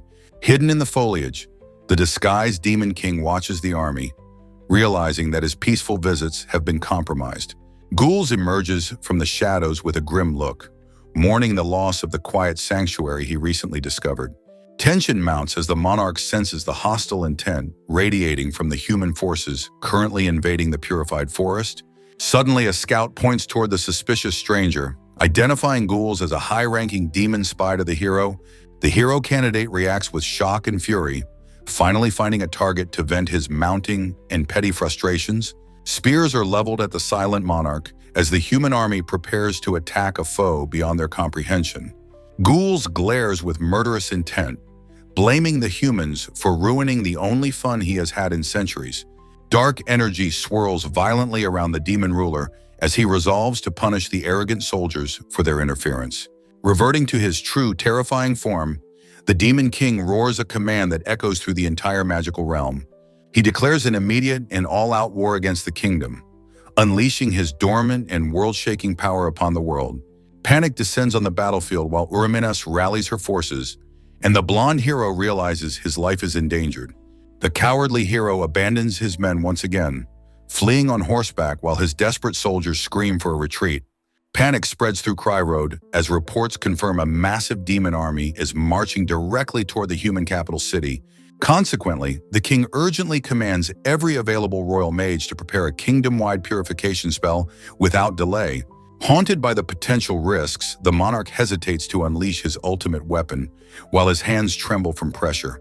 Meanwhile, a frantic advisor shouts that the kingdom will perish if a final decision is not made immediately. Outside, the human knights struggle desperately on the front lines against a relentless tide of ferocious demon beasts. Strategic maps further reveal that multiple vital defense networks have already been breached by the massive invading army. The mustached official warns that losing this battle would mean the total annihilation of the entire human race. Under this immense pressure, the king finally steels his resolve to activate the kingdom's most powerful magical defense. Simultaneously, in the Dark Castle, the Demon King Ghouls receives a detailed report from his elite intelligence unit. Ghouls decides the timing is perfect, calmly ordering Uraminas to begin a full tactical withdrawal from the battlefield. He looks out over the landscape from his vantage point, while the human defenses continue to crumble below him. The monarch reiterates his command to retreat, seemingly unfazed by the potential for an immediate and decisive victory. Uraminas reacts with absolute shock, questioning why her master would abandon a near victory so abruptly and suddenly. With a piercing gaze, Ghouls explains that a lethal purification spell is coming and his army must escape. Understanding the danger, the cat girl prepares to signal the retreat as the atmosphere begins to shift quite violently. Inside the royal chamber, the king watches his mages finish their preparations. As the demons begin to withdraw, violent surges of magical energy crackle through the air, signaling the start of the kingdom's ultimate defensive maneuver. An immense multi-layered magic circle materializes high above the capital city, covering the entire horizon with blinding light. Powerful waves of holy mana pulse from the array, preparing to descend upon the battlefield with absolute force. Finally, a blinding pillar of purification energy slams into the earth, cleansing the forest of all demonic presence. Princess Elizabeth hears that the purification magic successfully forced the Demon King's army to retreat from human territory. Recovering mages fill the great temple after the massive spell casting. The king lies incapacitated, suffering the heavy consequences of casting such a taxing and high-level magical spell. Elizabeth informs the high priest that she will personally manage official affairs until her father eventually wakes up. Officials react with visible shock as the first princess asserts her authority and takes control of the throne. Elizabeth pauses in heavy contemplation when the priest mentions preparing for another hero summoning ritual. She firmly rejects future summonings, refusing to drag more innocent strangers into their endless and bloody war. Clenching her fist, the princess acknowledges their current stalemate while desperately searching for a more ethical solution. Several royal guards lie unconscious on the stone floor outside a high-security vault door. Tsuya watches the blonde knight loot a hidden treasure room in a final, desperate bid for power. Standing with a drawn sword, the man questions why the woman still uses his formal hero titles. Tsuya reminds him of his status while he continues searching the vault for a legendary hidden weapon.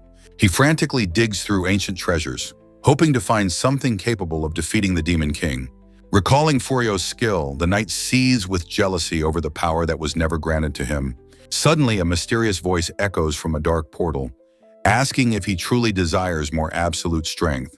Startled, the candidate shouts into the darkness while Tsuya watches him with a look of growing concern. The voice offers him a shortcut to power while he frantically searches for the source of the speech. A dark aura surrounds a pedestal as an entity explains that a sealed genie can fulfill any wish. Gritting his teeth, the knight contemplates the dangerous offer while the weight of his previous failures continues. Tsuya asks what he is doing, terrified as she realizes her master is speaking to something invisible. A sinister voice taunts the hero from the shadows, questioning his resolve and his deep-seated desire for power. Desperate, the blonde knight strikes the sealed crystal with his sword, determined to claim whatever strength lies within. A violent explosion of energy erupts from the pedestal, knocking everyone back while blinding light fills the vault. Chaos ensues as a swirling vortex of ancient magic begins to manifest in the center of the chamber. A powerful being named Hiya emerges from the void, identifying as a demon controlling both light and darkness. The hero and Tsuya stare in utter disbelief, realizing they have released a legendary entity from its eternal slumber. The whirlwind of magical energy continues to howl through the room as Hiya fully materializes before the group. Overwhelmed by the intense pressure, the knight collapses to the floor while Tsuya begs him to stay back. Silence falls for a brief moment as the mysterious entity slowly opens her eyes to survey her new surroundings. The liberated demon woman introduces herself formally, questioning if these humans were the ones who finally freed her. Bound by invisible magical threads, the blonde hero struggles to maintain his composure while facing the godlike presence. Tsuya trembles beside her master, sensing the unfathomable depth of the ancient power currently radiating from the stranger. With a serene and almost mocking smile, Hiya looks down at the desperate humans seeking her forbidden aid. The hero demands the strength he was promised, leading Hiya to offer him 3 wishes as a reward. She reaches out with a playful gesture, promising to fulfill any desire regardless of the potential and heavy cost. Her eyes narrow with predatory intent, signaling the start of a dangerous pact that will surely change everything. Meanwhile, back at Cry Road Castle, a solemn assembly gathers in the ceremonial hall to discuss the kingdom's future. Princess Elizabeth and the High Priest welcome a special guest who possesses the rare gift of foresight and prophecy. An ancient prophetess named Sayura is introduced, her presence bringing a renewed hope to the beleaguered royal court. Elizabeth asks the oracle to reveal a path to salvation, desperate to find a way to protect her people. Prophetess Shura notes the ambiguity of the situation, while Elizabeth explains the mage's exhaustion after the purification spell. Elizabeth worries that the temporary peace won't last and resolves to find a countermeasure before magic fades. Suddenly, a magical black collar constricts around a throat as a forbidden pact is seemingly initiated in secret. In the hall, officials react with terror as they find themselves wearing inescapable, glowing magical punishment collars. Even the first princess is not spared. Clutching her neck in shock at the sudden, cursed manifestation, she immediately commands the guards to storm the underground treasury and apprehend the intruder responsible for this chaos. Elizabeth watches with a pale face as the soldiers rush toward the vault where the hero candidate went. Turning to the high priest, she searches for an explanation for the bizarre and ominous phenomenon occurring palace-wide. A scroll reveals the Collar of Condemnation, a sealed demonic relic meant to harvest souls in exchange for wishes. The surrounding officials descend into panic, realizing their lives are now tied to the rogue hero's dark pact. A dark memory illustrates the horrific price paid when previous rulers sought forbidden and bloody shortcuts to global victory. Historical records detail how the demon was sealed beneath the castle by the sacrificial efforts of ancient royal mages. Elizabeth urgently begs the prophetess to reveal what must be done to overcome this sudden, internal national crisis. Shura remains stoic, her eyes reflecting deep wisdom as she prepares to consult the celestial spirits for an answer. The oracle's wrinkled hands begin shuffling a deck of mystical cards to divine the kingdom's uncertain and dark future. A swirling magical aura envelops the floating cards as the prophecy begins to manifest within the quiet, holy chamber. The cards advise seeking the true hero, hidden among the commoners of a distant and unsuspecting western trade town. Advisors argue over military deployment, but Elizabeth refuses to weaken their current defenses by sending soldiers away now. With a resolute heart, the first princess decides to personally head toward the western region to find the savior. Her destination is the trade city of Hutao, where diverse races and merchants gather in the busy market streets. Diverse demi-humans gather around a small treasure chest, their eyes wide with wonder at the shimmering contents inside. A rustic weapon and armor shop stands prominently in the bustling town, marked by its distinctive crossed sword sign. Inside the store, Furio presents a magnificent dragon-scale shield to a stunned and wide-eyed blacksmith shopkeeper. The merchant stares in utter disbelief, recalling rumors of a massive amount of dragon meat entering the market recently. With a humble smile, Furio explains that he simply acquired the rare materials through a convenient personal connection. Impressed by the quality, the shopkeeper agrees to purchase the legendary shield at whatever price Furio demands today.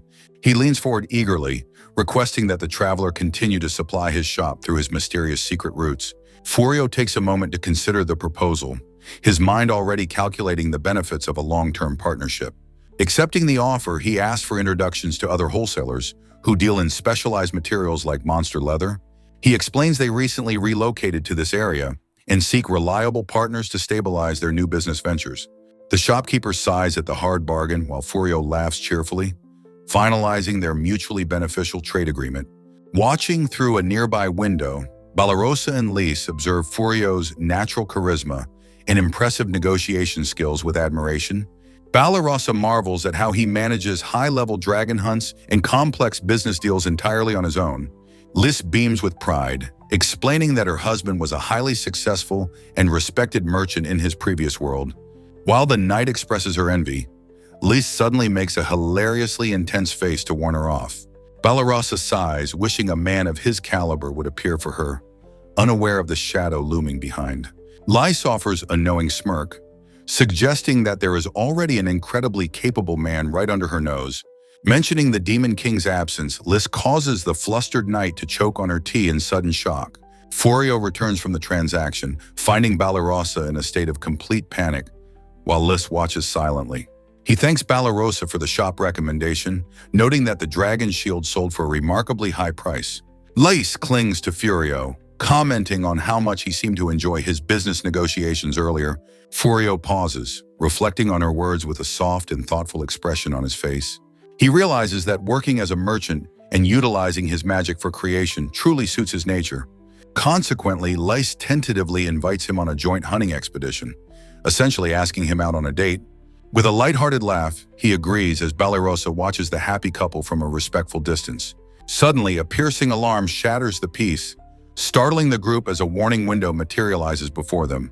The system alerts Furio to an approaching demonic entity, causing him to brace for a potential conflict. A mysterious woman named Hia materializes, addressing Furio directly, while Lise watches her with growing suspicion. She reveals her dark mission to eliminate the man who supposedly brought great shame upon the hero. With a chilling smile, the entity prepares to fulfill the dark wish she was granted by her master. Furio's automatic defense magic triggers as the system detects immediate and lethal hostility from the mysterious intruder. Without warning, a devastating magical strike tears through the air with lethal and overwhelming speed. Blood splatters across the ground as Lise throws herself into the line of fire to protect her husband. Horrified, Furio stares at the carnage in absolute silence, his world collapsing as he witnesses her sacrifice. Furio remains in shock while Lise's face contorts with pain and rage during the brutal magical onslaught. Balarosa rushes toward the fallen wolf girl, while Furio desperately cradles his wounded and bleeding wife. Haya remains unfazed, casually wiping blood from her face while mocking the failure of her initial strike. Rage consumes Barbarossa as she screams at the intruder for harming someone so precious to their group. A massive magical explosion erupts during the chaotic struggle, threatening to consume everything in the immediate vicinity. The scene ends with a heartbreaking focus on the unconscious and bloodied face of the selfless wolf warrior. Furio's voice cracks as he screams his wife's name in utter despair. A violent magical shockwave rips through the surrounding forest with terrifying force. Sharp shards of magical energy shatter against an invisible barrier as the battle escalates. Haya calmly analyzes his defenses before preparing a supreme light element spell to finish him. Barbarossa urgently warns the panicked merchant to stop shaking the dying wolf girl immediately. Furio centers himself and invokes the supreme healing power of a goddess to save her. Blood stains the dirt as the knight desperately tries to stabilize the girl's fatal wounds. Haya unleashes a colossal slash of destructive magic that cleaves the very sky in half. The town street erupts in a storm of dust and debris from the monster's relentless assault. The cold-hearted demon muses that the lives she took were a paltry price for her power. Furio stands tall, his body naturally resisting the forbidden root magic that should have destroyed him. A world-shaking notification confirms he has mastered the ultimate secrets of light and dark magic. In a memory the young merchant once watched helplessly as demi-humans were treated as mere tools. He reflects on the crushing guilt of only being able to save those within his reach. Despite his hatred for the system, he worked hard to gain the power to make changes. Fate led him to this new world where he finally met the legendary and ferocious Fenris. After their first duel, he looked at the defeated wolf and felt a profound responsibility. To avoid a cruel hierarchy, he proposed they live together as a simple married couple instead. Lys beamed with pure happiness, accepting him as the kind husband she had always searched for. Armed with newfound resolve, he prepares to unleash his full power to protect his beloved wife. Lisa's life hangs by a thread as a dark spike skewers her heart, her joyous expression frozen forever. Furio and Barbarossa desperately howl her name, while blood stains the cobblestones of the peaceful trade city town. The magical interface flashes a grim notification, confirming that her damage level has surpassed the limits of restoration. Driven to the brink of insanity, the merchant screams for the laws of magic to obey his desperate will. Dozens of status windows materialize around him as he realizes his godlike power means nothing without his wife. Haya's eyes widen in anticipation as she prepares her most powerful celestial annihilation spell to end the fight. Suddenly, a massive and intricate magic circle erupts behind Furio's darkened silhouette, radiating an ancient and terrifying energy. His eyes burn with a dark, hollow intensity while he laments his failure to protect the person he loved. The celestial entity flinches in total disbelief as a silent pressure begins to dismantle her own supreme magical defenses. Cracks spiderweb across the urban landscape, reflecting the absolute instability of the magical forces currently clashing in the air. Struggling to remain composed, Haya realizes that the very flow of time is beginning to stutter around her. A violent surge of light erases the surroundings, signaling the start of a confrontation that transcends all human understanding. Furio ponders if a mere commoner can truly wield the forbidden power to rewrite the past and save a soul. In a flash of overwhelming speed, a lethal strike tears through the sky toward the unsuspecting and arrogant demon. He closes the distance in a heartbeat, delivering a crushing blow that physically connects with the entity's smug face. The sheer force of his assault sends the celestial demon spinning through the air like a broken and useless toy. Haya skids across the debris, her face twisted in a mix of agonizing pain and absolute murderous feline rage. Standing amidst the wreckage, Furio demands to know how she dares to target the innocent people of this world. With a cold and heavy boot, the merchant pins her throat to the earth to end her lethal threat. For the first time in centuries, the immortal demon feels the cold and paralyzing grip of true primal terror. Furio glares with cold intensity, silencing the arrogant demon with a single, sharp command of dark magic. Suddenly, a localized black hole manifests, violently dragging the intruder into its crushing and inescapable center. He lunges forward through the magical debris, firmly seizing the terrified entity by her head. A brilliant array of cancellation magic erupts as he begins to forcibly dismantle her divine status. Infinite power readings flicker across multiple status screens, revealing a level of strength that defies reality. The system confirms his absolute mastery over every skill, elevating him to a plane far beyond gods. Paralyzed by fear, Haya gazes into his eyes and finally realizes she is facing the true creator. With a roar of righteous fury, the merchant delivers a devastating punch that shatters the surrounding atmosphere. The impactful blow forces the celestial to vomit blood as her legendary magical defenses completely fail.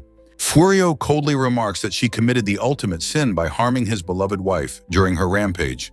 He tightens his grip around her throat, asking what level of suffering is required to calm his rage. Gasping for air, the once arrogant demon desperately pleads for her life as her consciousness begins to fade. Meanwhile, across the town square, the heavy atmosphere lifts as the combat zone finally stabilizes. Les slowly opens her eyes, looking around in confusion, while Balarosa cradles her with tears of relief. The wolf girl marvels at her perfectly healed body, finding not a single scar left from the fatal attack. They watch from the sidelines as Furio continues his relentless and one-sided physical assault on the failed assassin. Lys glows with absolute adoration, deeply moved by how mercilessly her husband fights to avenge her. She excitedly points toward the battle, bragging to the knight about her darling's magnificent display of strength. Another bone-crushing strike connects, ensuring the enemy has no opportunity to launch even a single desperate counterattack. The two women watch in awe as he utilizes basic human spells to completely overwhelm a master demon. Furio looms over the defeated Haya with a look of terrifying, cold-hearted determination etched across his angry face. He briefly recalls his own peaceful nature, admitting that he never truly harbored a genuine desire for violence. A distant memory flashes of his first moment of wonder upon discovering the incredible magical phenomena of this world. Meanwhile, Lys gazes intently at her husband, her eyes reflecting the deep and complex emotions she feels for him. Back in the present, Furio's expression shifts to one of sudden, jarring shock as the combat adrenaline begins fading. Standing silently, Lys contemplates the merchant's immense strength and the heavy burden that accompanies such world-shaking power. He remembers his humble wish to live as a simple merchant, using his magic for creation rather than destruction. The narrative contrasts his former gentle smile with the blood-stained fury currently driving his relentless and extremely violent assault. Suddenly, a bright light erupts from the clearing as the merchant prepares to deliver a final, decisive physical blow. With a grunt of effort, he unleashes another devastating strike that sends the celestial demon flying across the rubble. Haya crashes into a nearby wall, while Lys rushes forward to embrace her husband and finally end the carnage. Clinging to him tightly, the wolf girl tearfully apologizes for causing him to reveal such a terrifying, dark side. Furio stands frozen, his wide eyes gradually regaining their light as the murderous red haze finally begins to lift. He looks down at his wife, realizing her touch is the only thing capable of calming his destructive soul. Lys offers a radiant, tearful smile, expressing her profound happiness that he would display such rage for her sake. She reflects on her tribe's ancient traditions, acknowledging that such overwhelming martial prowess is considered the ultimate masculine virtue. Despite the brutal display, she sees the unwavering kindness that remains at the very core of his gentle nature. Tears of overwhelming relief stream down her face as she realizes just how deeply her husband truly loves her. Memories of their first encounter resurface, reminding her of the incredible mercy he once showed to a defeated foe. Clutching her chest, she admits that the thought of his kindness being consumed by hatred is truly unbearable. Furio gently wipes tears from Lys's eyes, their bond deeper than ever after the intense magical battle. He looks on in surprise, clearly moved by his wife's profound emotional vulnerability and her visible relief. A warm, comforting sensation spreads through his hand as he touches her perfectly healed and soft skin. They share a tender moment together, confirming their safety and the reality of their very narrow escape. Lys smiles radiantly while reassuring her husband that she is perfectly fine thanks to his divine power. Relief washes over the merchant as he finally allows himself to relax and enjoy her peaceful company. Embracing tightly in the city street, they celebrate their victory while the surrounding world returns to normal. Elsewhere, Princess Elizabeth watches her weary mages, expressing deep regret for the magical strain placed upon them. The exhausted mages apologize for their lack of mana, unable to accompany her further on her quest. She commands them to prioritize their recovery, showing the genuine compassion that defines her true, noble leadership. Suddenly, the cursed magical collar around her neck begins to crack and break into several small pieces. Elizabeth gasps in shock as the inescapable demonic restraint shatters and vanishes into the thin, cold air. Nearby guards cry out in absolute disbelief, witnessing the sudden disappearance of the dreaded kingdom-wide punishment collars. She wonders if the legendary demon failed her task, realizing the blonde hero's dark pact is broken. High above the kingdom, the grand spires of the royal palace stand silent under a clear, bright sky. Armed soldiers surround the treasury, demanding that the disgraced hero candidates surrender and face the royal crown. Inside the vault, the blonde knight seethes with panic, wondering how his secret hideout was discovered so quickly. He realizes his demonic ally has completely vanished, leaving him alone without the protection of her power. Looking at the barred door, he understands he is now trapped like a common criminal within the palace.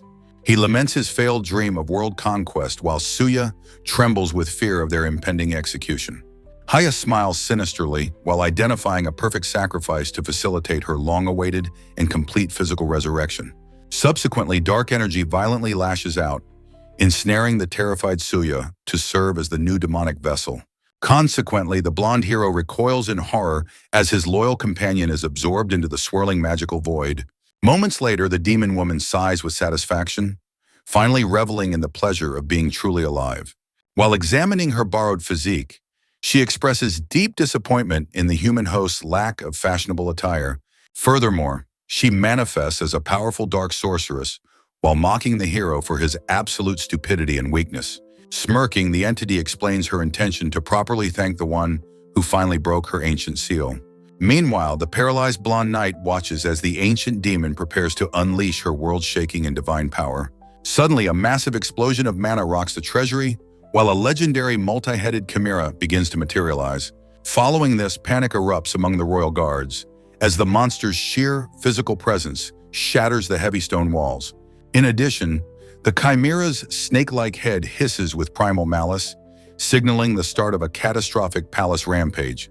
Standing triumphantly atop her summoned beast, Haya ridicules the humans who foolishly believed they could ever hide. With a wicked laugh, the dark mage commands her monster to begin the absolute destruction of the kingdom. Ultimately, the gargantuan beast smashes through the palace gates, declaring a divine punishment upon the entire royal lineage.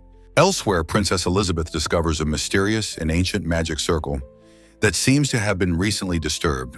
Observing the array, she realizes that the sealed demonic entity has successfully escaped her long and cold imprisonment. Reflecting on this, she contemplates the entity's motives, fearing that the royals' ancient sins have returned to haunt them. Taking to the skies, the massive chimera soars away from the palace to begin its hunt for royal blood. Shifting back to the peaceful trade city of Hotao, the town remains blissfully ignorant of the approaching disaster. Lastly, Haya slowly regains consciousness while lying on a wooden surface, her eyes reflecting her plans for future vengeance. Furio asks Haya if she is finally awake while Lise watches with a neutral and silent expression. In response, the demon bolts upright while trembling in absolute terror and desperately begging for her life. She clutches her face in agony, still haunted by the crushing memory of the merchant's godlike power. Upon realizing her fatal wounds have vanished, she wonders why such a terrifying being chose to heal her. Furio remains stoic, stating that his only genuine concern was ensuring his beloved wife's safety and well-being. Meanwhile, Balarosa approaches the group with a grave expression to address the ongoing and dangerous situation. The Knight Commander warns that an entity of this caliber belongs under the custody of the Royal Guard. Furio pauses in contemplation, his mind already working to uncover the true nature of their mysterious attacker. Suddenly, Haya flinches as he accurately deduces that she was recently released from an ancient palace seal. Consequently, he manifests a magical array to investigate the specific spells he accidentally acquired during the battle. Peering into her soul, Furio witnesses the moment the blonde hero foolishly released the demon from her slumber. Haya gasps in disbelief as she realizes her private memories are being projected like a magical film. With a grim look, he notes the hero sought absolute power regardless of the catastrophic cost involved. Furthermore, he initiates a specialized subjugation spell that forces the ancient demon into a submissive and quiet state. Lise suddenly beams with delight, officially declaring that the demon will now serve as her husband's loyal servant. Stripped of her pride, the celestial entity stares blankly as she processes her sudden transition into mere servitude. Seeing Furio's hesitation, the wolf girl steps forward to personally manage the logistics of their new enforced arrangement. She acknowledges his desire for a simple life, but insists that having a powerful subordinate is strategically necessary. Given the kingdom's growing instability, she argues that bringing the demon into their fold ensures their collective security. Furio looks on in complete surprise, clearly impressed by his wife's unexpectedly sharp and persuasive negotiation skills. Lice vigorously shakes Haya's shoulders while lecturing her about the strategic necessity of maintaining a strong and capable pack. In response, Furio listens with a worried expression, arguing that brute strength isn't the only important thing. He then reflects deeply on his own peaceful values, feeling a momentary pang of guilt for his outburst. Meanwhile, Lice questions if showing mercy to an enemy who nearly killed him is truly the right path. Gritting her teeth, the wolf girl expresses her intense frustration over her husband's persistent and self-sacrificing kindness. Overwhelmed by her own conflicting emotions, she suddenly hides her face while the others watch in total confusion. She eventually regains her composure, taking a deep breath to settle her racing heart and mounting jealousy. Subsequently, she clenches her fist and declares her firm resolve to become stronger to protect her beloved husband. The surrounding group stares in absolute shock at her sudden and fiery declaration of newfound martial intent. Furio then scratches his head awkwardly, wondering if holding on to his righteous anger is a productive choice. He looms over the submissive demon, his expression gradually softening as he prepares to make a formal proposal. Extending a hand, the merchant asks if she will swear to never take another human life again. Haya's eyes widen in utter disbelief as she processes the unexpected and generous opportunity for redemption offered. She remains silent while weighing the difficult choices between living under surveillance or being sealed away forever. He pauses cautiously, warning that any spoken word could be accidentally interpreted as a magical and dangerous wish. He then looks her directly in the eyes, stating that the final decision regarding her future remains hers. Surprisingly, the demon realizes her once burning desire to eliminate the merchant has completely and mysteriously vanished. She reaches toward his radiant aura, finding the merchant's unconventional and powerful existence to be incredibly fascinating. Finally, Haya takes his hand and formally pledges her eternal loyalty to the transcendent and supreme Furio. She gazes at him with a gentle smile, curious to see what world this powerful man will create. Haya officially pledges her eternal loyalty to Furio, vowing to use her supreme powers to serve his every need. Furio offers a sheepish apology for his earlier violence, hoping his healing magic can properly facilitate their new beginning. Deeply moved by his kindness, the ancient demon expresses her profound gratitude for their unexpected and generous mercy. Suddenly, Haya senses a disturbance and offers to personally eliminate the intruders currently threatening her master's peaceful household. With a single gesture, she effortlessly knocks back the approaching royal knights while requesting formal permission to proceed. Lice growls in protective rage, immediately recognizing the presence of persistent soldiers from the distant Cry Road castle. Furio and Ballarosa watch in shock as soldiers are violently falling from the sky during the chaotic arrival. Haya remains stoic despite the escalating tension, noting that this sudden and aggressive deployment is far from ordinary. A massive, rampaging chimera begins obliterating buildings while the terrified citizens of Haotao scream and flee for safety. In the streets, a panicked demi-human bellows in horror at the gargantuan monster currently flattening their peaceful trade city. Haya calmly informs the stunned Furio that the rampaging beast is actually a human mutated by forbidden magical arts. She identifies a mysterious sorceress perched atop the monster's shoulder as the one controlling the creature's violent rampage. The narrative reveals this woman is Damarinas, the apricot, a fallen mage who once reigned supreme over the kingdom. Haya gestures toward a distant sword pedestal, explaining how the mage's lingering soul escaped its long and cold imprisonment. She clarifies that her own liberation caused a magical resonance that allowed the trapped sorceress to manifest once more. Haya looks down pensively, commenting on the inherent weakness and the dark, obsessive nature of the human race. The demon admits her own part in this tragedy, leaving Furio to grapple with the heavy weight of guilt. Stealing his resolve, the merchant grants Haya official permission to prioritize saving lives and neutralizing the rampaging monster. Haya offers a serene smile, accepting her first official command with a quiet and deeply devoted sense of duty. The city's silhouette stands against the horizon as a massive, dark cloud of disaster looms over the entire region. Furio asks Ballarosa to assist the royal soldiers, and the knight commander accepts the mission with a resolute nod. Lise turns her attention toward the threat with sharp, focused eyes, signaling her readiness for the impending and violent battle. Shouting orders to help with the evacuation, the group rushes toward the heart of the burning and chaotic trade city. The gargantuan chimera continues its rampage through the streets, while Damarinasa mocks the fleeing humans from the beast's massive shoulder. Elizabeth and her remaining knights stand defiantly against the monster, refusing to retreat despite the overwhelming and terrifying odds. Realization strikes the princess as she identifies the resurrected mage. Her face pale with shock at the dark power before her, Damarinasi smirks with malicious glee, reveling in the sight of the royal heir's growing despair amidst the urban destruction.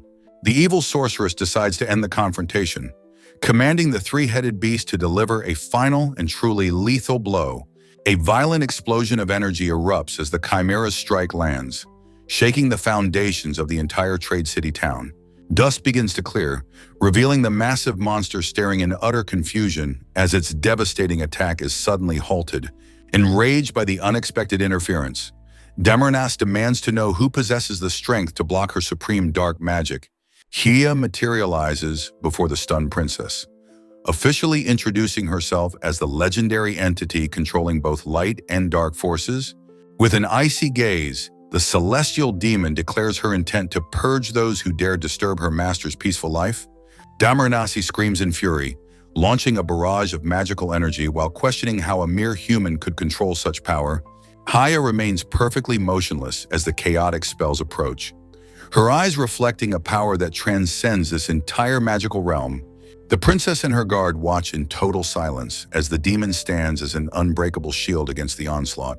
Damarnas's face contorts in absolute disbelief when she sees her ultimate magical techniques being swatted away like annoying insects. Smirking, Haya explains that no magic originating from this specific world can ever hope to harm her transcendent and divine form. Desperate to reclaim control, the rogue mage commands her chimera to launch a direct physical assault on the mocking demon. Haya sighs at the repetitive and shallow strategy, preparing to dismantle the beast's attack with a simple, elegant defensive gesture. Damarnas reels in absolute shock as she witnesses her ultimate dark magic being effortlessly neutralized by Hia. Refusing to back down, the evil mage conjures multiple black flame spears to pierce her divine opponent. Meanwhile, the rampaging chimera lunges forward, its massive claws tearing through the air with lethal and primal intent. Consequently, chaos intensifies as the beast continues its assault, forcing the defenders to struggle against its overwhelming might. Haya protects Princess Elizabeth beneath the chimera's weight while maintaining an impenetrable and shimmering magical barrier. Furthermore, the three-headed monster strikes relentlessly, but the celestial demon stands firm against its savage and desperate attacks. Suddenly, a pillar of holy light obliterates the chimera's offensive, shaking the very foundations of the trade city. Subsequently, Damarinasi seized with growing desperation, realizing her dark arts are insufficient against such transcendent and godlike power. With a manic grin, the fallen mage prepares another forbidden ritual, demanding even more strength from the abyss. Dark energy erupts from the earth as Damarinas calls upon the deepest shadows to finally consume her enemies. Immediately, a colossal and muscular demonic titan materializes, leaving the surrounding humans paralyzed with a sense of terror. This massive entity begins to crumble as Haya's superior cancellation magic shatters the unstable and dark manifestation instantly. Shards of dark mana rain down upon the battlefield, while the rogue sorceress watches her final plan fail. Damarnasi screams in utter fury, unable to comprehend how a mere human servant could possess such overwhelming strength. Nearby, Elizabeth and her loyal guard watch the unfolding supernatural conflict with wide eyes and absolute helplessness. Haya centers herself, her expression becoming serene as she prepares to end the confrontation with a single move. Furio and Lys arrive on the scene just as the intense magical pressure finally begins to dissipate quite slowly. The merchant checks on Hia, asking if she overexerted herself while utilizing such high-tier and incredibly taxing spells. Overwhelmed by her master's kindness, the demon drops to her knees and begs for punishment for her failure. Finally, Haya gazes upward with lethal resolve, requesting permission to personally handle the final cleanup of the intruders.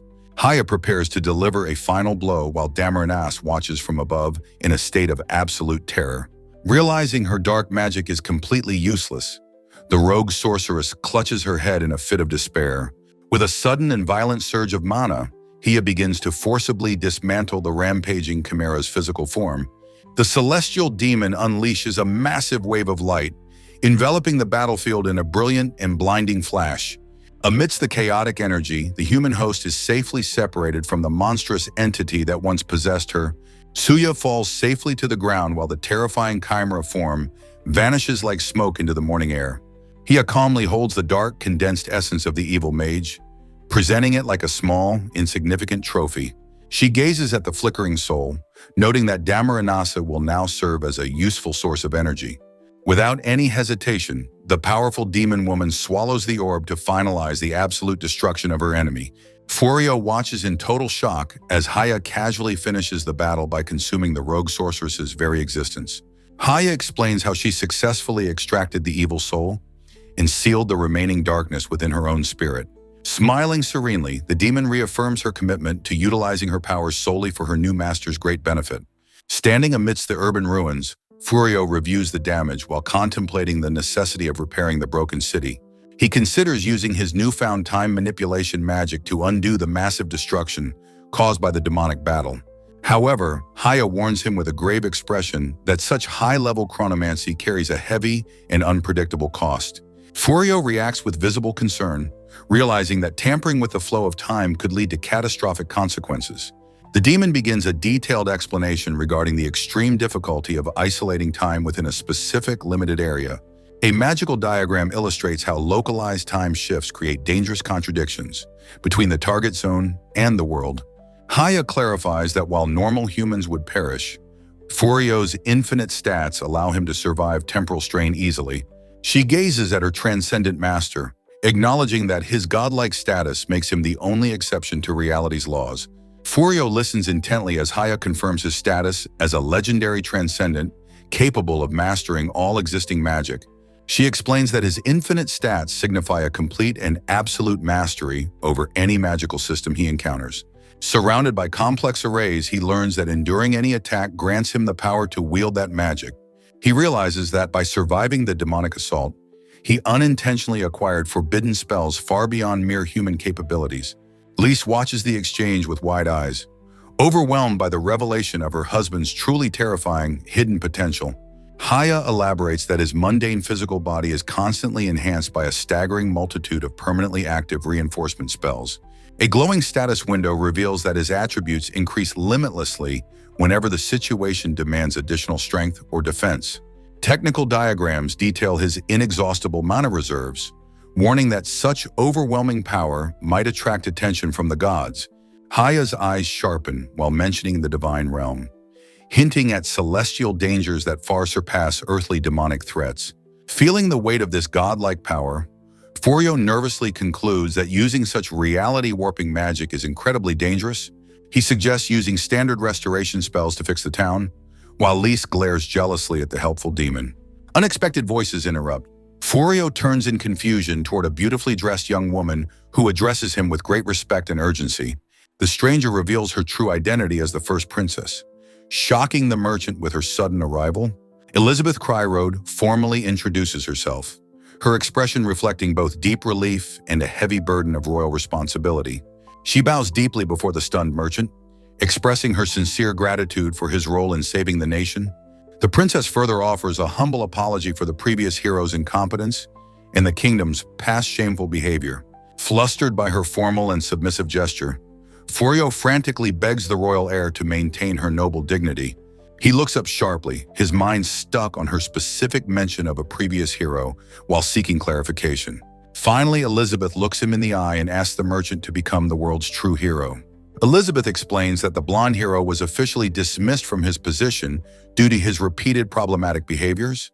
She reveals that a prophetess guided her to this specific land to finally meet the world's true savior. Bowing deeply once more, the first princess begs for his assistance while Furio listens with a complicated expression. Furio declines the heavy title, insisting that such a massive responsibility should go to someone with more conviction. Placing a gentle hand on his wife's shoulder, he admits that being a hero is a crushing burden. He smiles warmly at Lise, stating that their current quiet life together is what truly makes him happy. Later that evening at their forest home, Lise asks if he is genuinely satisfied with his selfless decision. Sitting on the bed, the wolf girl notes the massive donation of gold coins he provided for city repairs. Furio casually hangs his clothes while explaining the funds were merely returned compensation money he no longer needs. He reassures her that since they can move anywhere instantly, they no longer have any reason to flee. Lise remains unusually quiet, her expression clouded by a deep and unspoken worry that weighs heavily on her. Noticing her strange behavior, the merchant turns to ask if something specific is troubling her mind this evening. She mentions Haya's revelation about his transcendent status and his absolute mastery over every single magical system encountered. Suddenly, a wave of intense emotion overcomes her as she makes a bold and unexpected physical move toward him. Lise climbs onto the bed and looms over Furio, her gaze searching his eyes for a difficult truth. With a trembling voice, she questions if her beloved husband intends to eventually leave this world behind forever. Furio stares up in absolute shock, his mind racing as he processes the weight of her sudden question. A heavy silence fills the bedroom as Lise wonders if her husband intends to return to his home. He remains completely speechless under her intense gaze, his heart aching at the sight of her visible distress. Tears begin to well in her eyes as she fears their peaceful life together is coming to an end. Lise questions if his newfound demon magic allows him to finally return to his original world. She recalls his massive gold donation to Hutao, interpreting it as a final gesture before departure. Turning away, the wolf girl confesses her deep-seated fear that he won't stay in this world. Overcome by emotion, she tearfully begs him to take her along if he ever decides to leave. She admits her request might be cowardly, yet she is willing to follow him to any unknown land. Clutching her dress, she explains that having lost her family, she truly has nowhere else to go. Lise clings to him desperately, her voice trembling as she pleads for him not to abandon her. Furio gently embraces his wife, reassuring her with a warm smile that he has no plans to leave. He explains that his old world is filled with discrimination, making it an impossible place for her. Closing his eyes, he firmly declares that leaving her behind is a choice he will never make. Lise looks down, recalling how their marriage started as a mere convenient facade for the public. Furio watches her intently, his expression softening as he prepares to voice his true, honest feelings. While he admits to missing his former colleagues, his attachment to his past life has mostly faded. A memory of his lonely arrival flashes by, reminding him of the cold rejection he initially faced. His face darkens as he confesses the absolute terror he felt when her life was recently endangered. Gazing into her eyes, the merchant formally asks her to truly and forever become his real wife. Lise blushes a deep crimson, her eyes wide with shock and pure joy at his sincere proposal. He admits that he can no longer envision a future where she is not by his side. Pouting playfully through her tears, she insists that she never viewed their bond as just a name. Furio offers a tender and loving look, finally confirming the depth of his devotion to his partner. Lise reflects on her past life of constant conflict before meeting her kind husband. She admits that their domestic life has awakened complex human emotions within her soul. Gazing at her wedding ring, she realizes how much her very identity has changed. Furio listens tenderly, his heart moved by her sincere and deep emotional vulnerability tonight. He notices a strange intensity in her eyes as she continues her heartfelt confession. Lise admits she once believed he should flaunt his godlike strength to command respect. Furio recalls his old identity as the merchant Banasa during their quiet bedtime conversation. She looks up at him with a mix of deep love and serious expectation. Unexpectedly, she asks him to show her his true original form as Banasa again.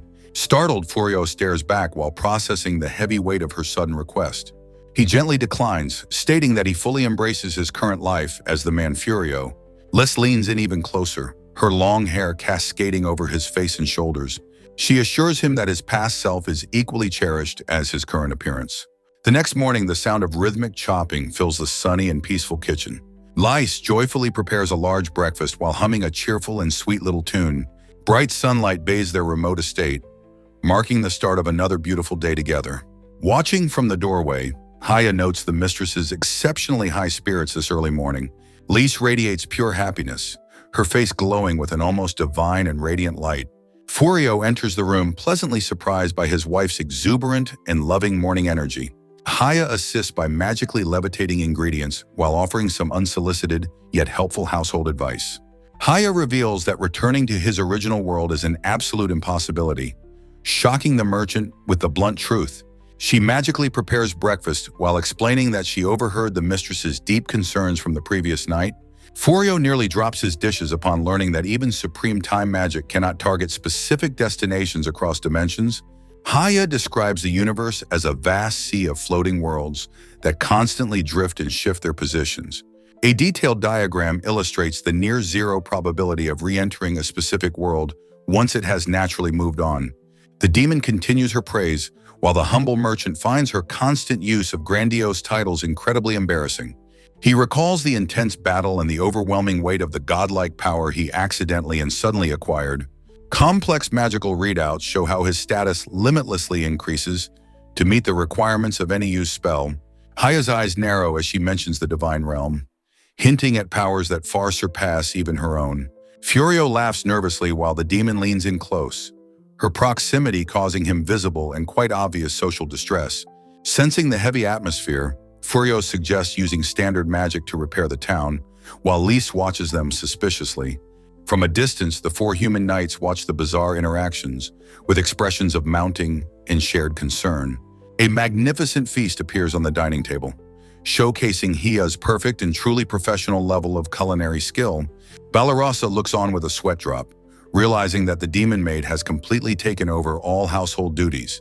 Freshly washed laundry flutters in the morning breeze, demonstrating the efficiency of the new servant's magical cleaning methods. Blossom and Biliary watch in stunned silence as the demon completes an entire day's chores with one snap. The wooden floors gleam with an impossible shine, further proving the demon's absolute and terrifying domestic perfection.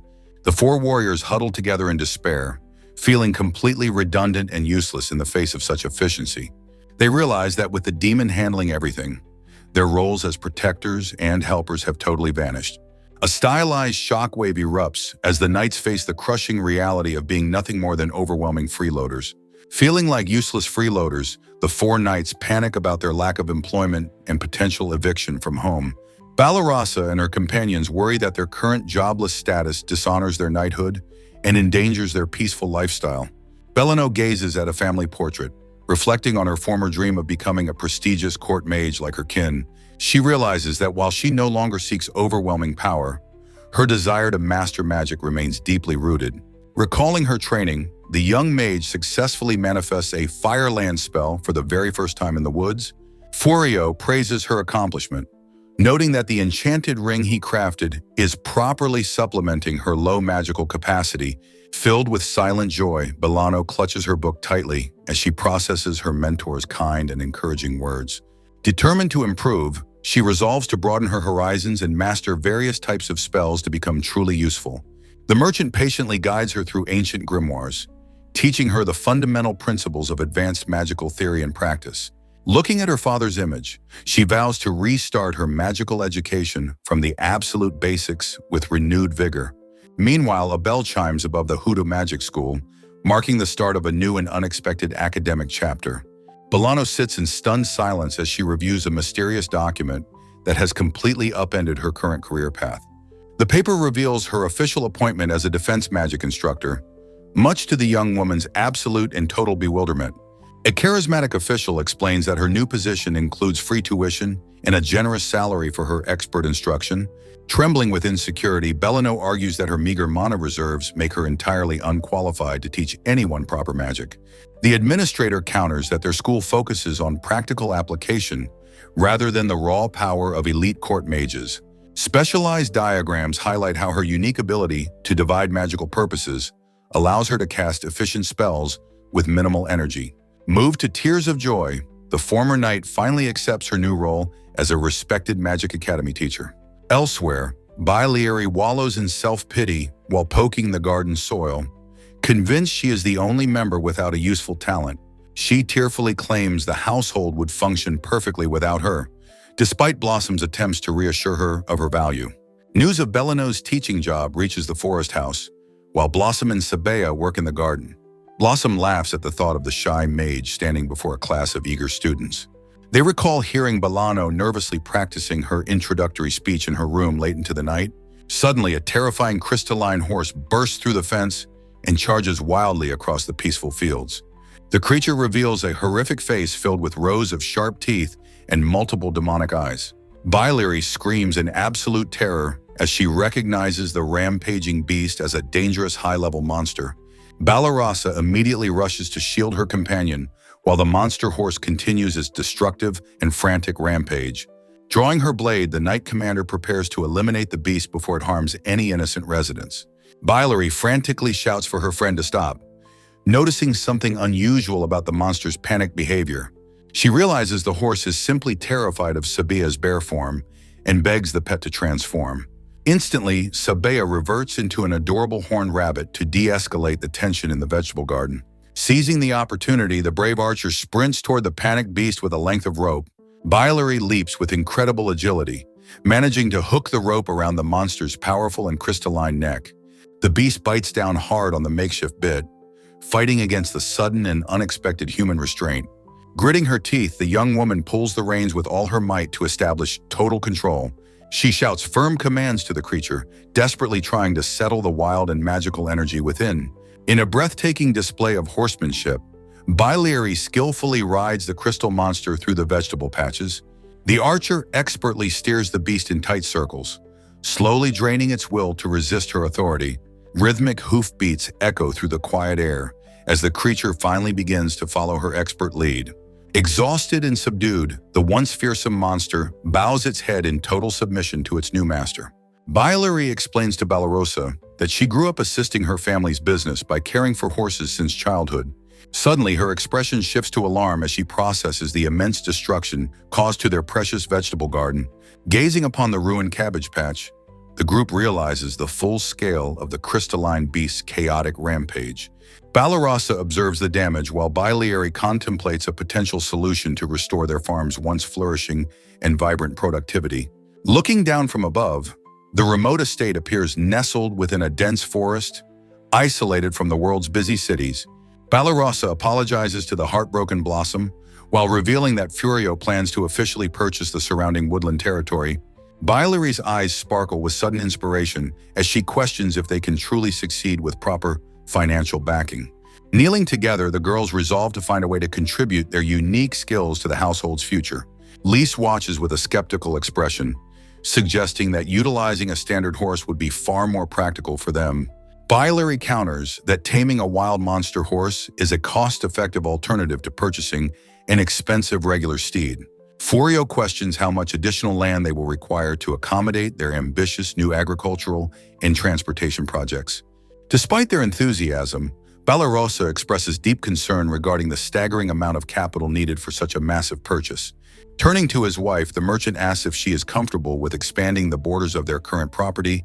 Blossom and Bilary enthusiastically propose increasing the field size to sell surplus vegetables at the local town market. Recalling her family's roots, Bilary suggests starting a carriage delivery service to earn a steady and reliable income. Furio presents the official land contract, leaving the three warriors in absolute shock at the astronomical price listed. Despair washes over the girls as they realize the total cost exceeds decades of their combined nightly savings. With a lighthearted laugh, the merchant offers to cover the entire cost himself, since this is their home. Instead of full repayment, he proposes a fair deal where he receives 30% of their future business profits. Reinvigorated by his kindness, the group firmly resolves to work their hardest to build a successful and thriving enterprise. Blossom joyfully steers the crystalline beast, finally starting the intensive plowing work for their new expansive fields. Her face beams with a sense of accomplishment, truly enjoying the manual labor despite the immense physical effort. Bilary watches with absolute delight, her eyes sparkling as she witnesses the monster horse's incredible and tireless power. With a loud and energetic shout, the rider commands the beast to tear through the soil with precision. Furio and Lise observe the chaotic scene from a distance, sharing a lighthearted laugh at their friend's enthusiasm. Blossom pauses her work and looks back curiously when Furio approaches to offer his specialized merchant advice. The merchant suggests growing rare crops that are typically difficult to cultivate in this specific northern forest climate. He mentions utilizing minor temperature adjustment spells to create the perfect growing conditions for high-value and exotic produce. Blossom reacts with immediate and fierce resistance, insisting that relying on magic for farming feels like cheating herself. Suddenly, Haya silently materializes from the shadows, surprising the group with her sudden and perfectly timed presence. The demon formally offers her supreme services, claiming that her assistance would solve all their agricultural efficiency problems. Skeptical, Blossom argues that vegetables only become truly delicious when raised under the natural sun with proper care. Haya calmly points out that traditional human farming methods are remarkably inefficient compared to advanced demonic magical manipulation.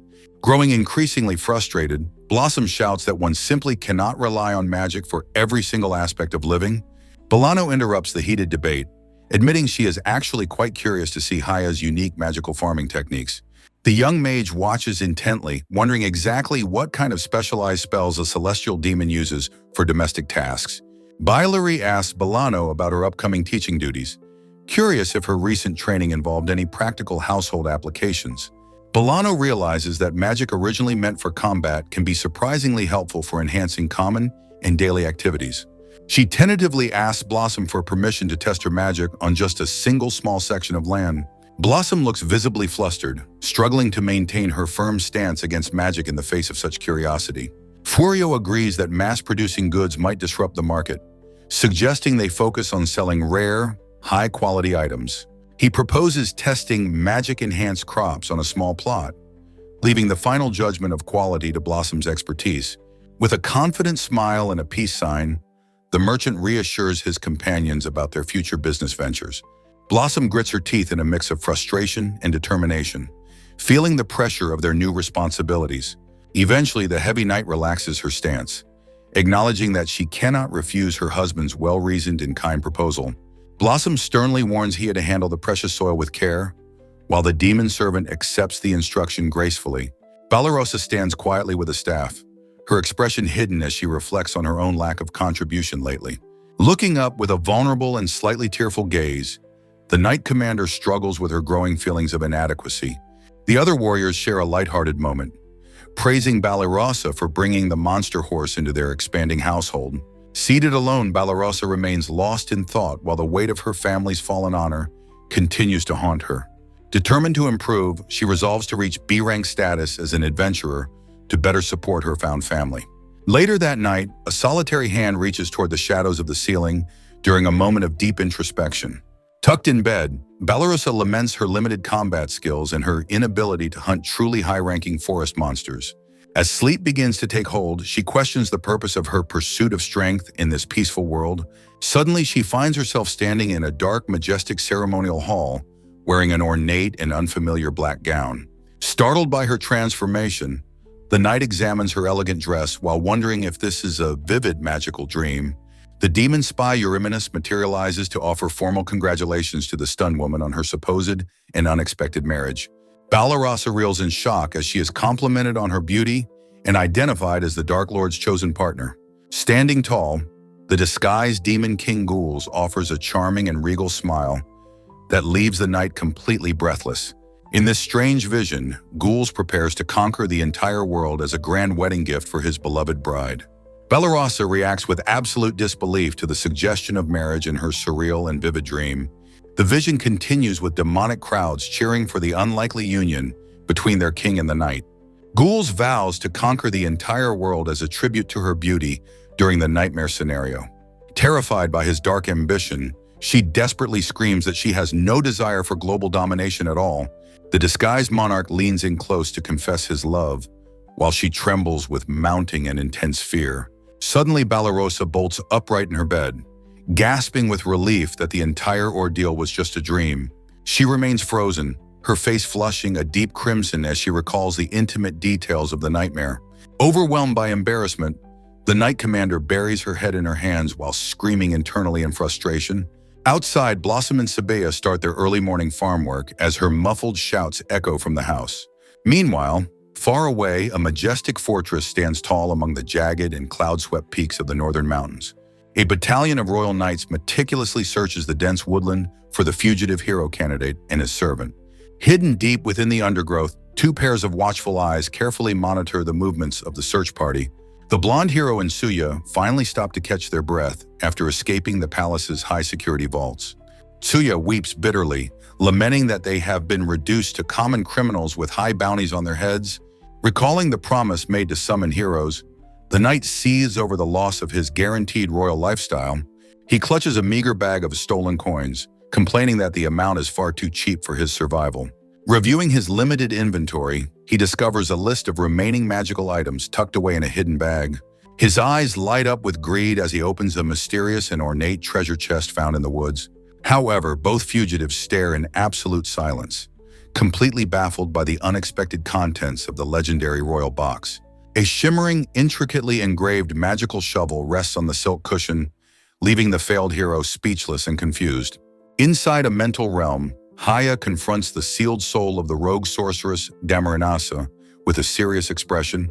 Haya reveals she has captured and bound the spirit within her own consciousness to serve a new purpose. The fallen mage mocks Haya's obsession with a mere human, while wondering if death is their only escape. The sorceress points out that Haya herself has lived as a spirit body for a century since her sealing. Annoyed, the sorceress demands to know why Haya hasn't simply obliterated her soul and ended this mental game. Haya explains that a supreme being recently scolded her, ordering her to properly learn human common sense and customs. Confusion strikes the prisoner as she processes the idea of becoming a training partner for the celestial demon. Suddenly, a loud magical impact echoes through the void as Haya initiates a bizarre and physical training exercise. Haya pins Damaranasi to a manifested bed, noting the frequent intimate interactions between her master and his wife. She ponders the specific human trait of seeking connections beyond mere reproduction, sparking her deep curiosity and interest. Haya insists that practical experience is necessary to understand human nature. While the sorceress screams in utter disbelief, the ancient demon looks startled when the concept of truly liking someone is brought up during their argument. Blushing furiously, Damaranas points out the obvious physical impossibility of their current and extremely awkward situation. Haya lifts her robes to reveal she transcends gender, existing as a unique and androgynous celestial entity. While her primary focus remains her master, she admits a fascination with greedy, bottomless souls like the sorceresses. Intense pressure fills the space as Haya reveals her specific preference for those driven by deep-seated and selfish desires. With a predatory gaze, she looms over the fallen mage, resolving to explore these complex human emotions together. Damaranas panics and kicks Haya, desperately shouting that this is absolutely not what she meant by human common sense. Haya finds herself ejected back into the physical world, looking surprised that she was kicked out of her own consciousness. She giggles creepily about her new training plan, while Lise watches from the background, feeling completely and utterly disturbed. Haya gazes back with a mischievous smirk, pondering the complex nature of the relationships in the house. In the kitchen, Lise confronts the demon's servant while trying to ignore her intrusive and awkward questions. The wolf girl pauses her work, considering whether her feelings for her husband are truly understood by others. Haya finds the nuances of human interaction and the effort put into cooking to be quite baffling. Lise focuses her attention on the task at hand, determined to create something perfect for her beloved husband. After a quick taste test, the pair realizes their creation is far too sweet for normal human standards. Lise proudly explains that her tribe's customs involve deciding partners through strength and successful combat challenges. She laughs while whisking, admitting she originally intended to be the one taking care of her husband. Suddenly, Haya manifests a new idea, her eyes glowing with interest as she suggests a different perspective. Lise offers a satisfied look, deciding that sharing a common goal in the kitchen is actually quite pleasant. The demon feels overwhelmed by the confusing references of human behavior, failing to find a logical explanation. Furio overhears their embarrassing dialogue from nearby, burying his face in his hands while blushing intensely. Sensing a shift in the atmosphere, he turns toward the girls who are watching him with curiosity.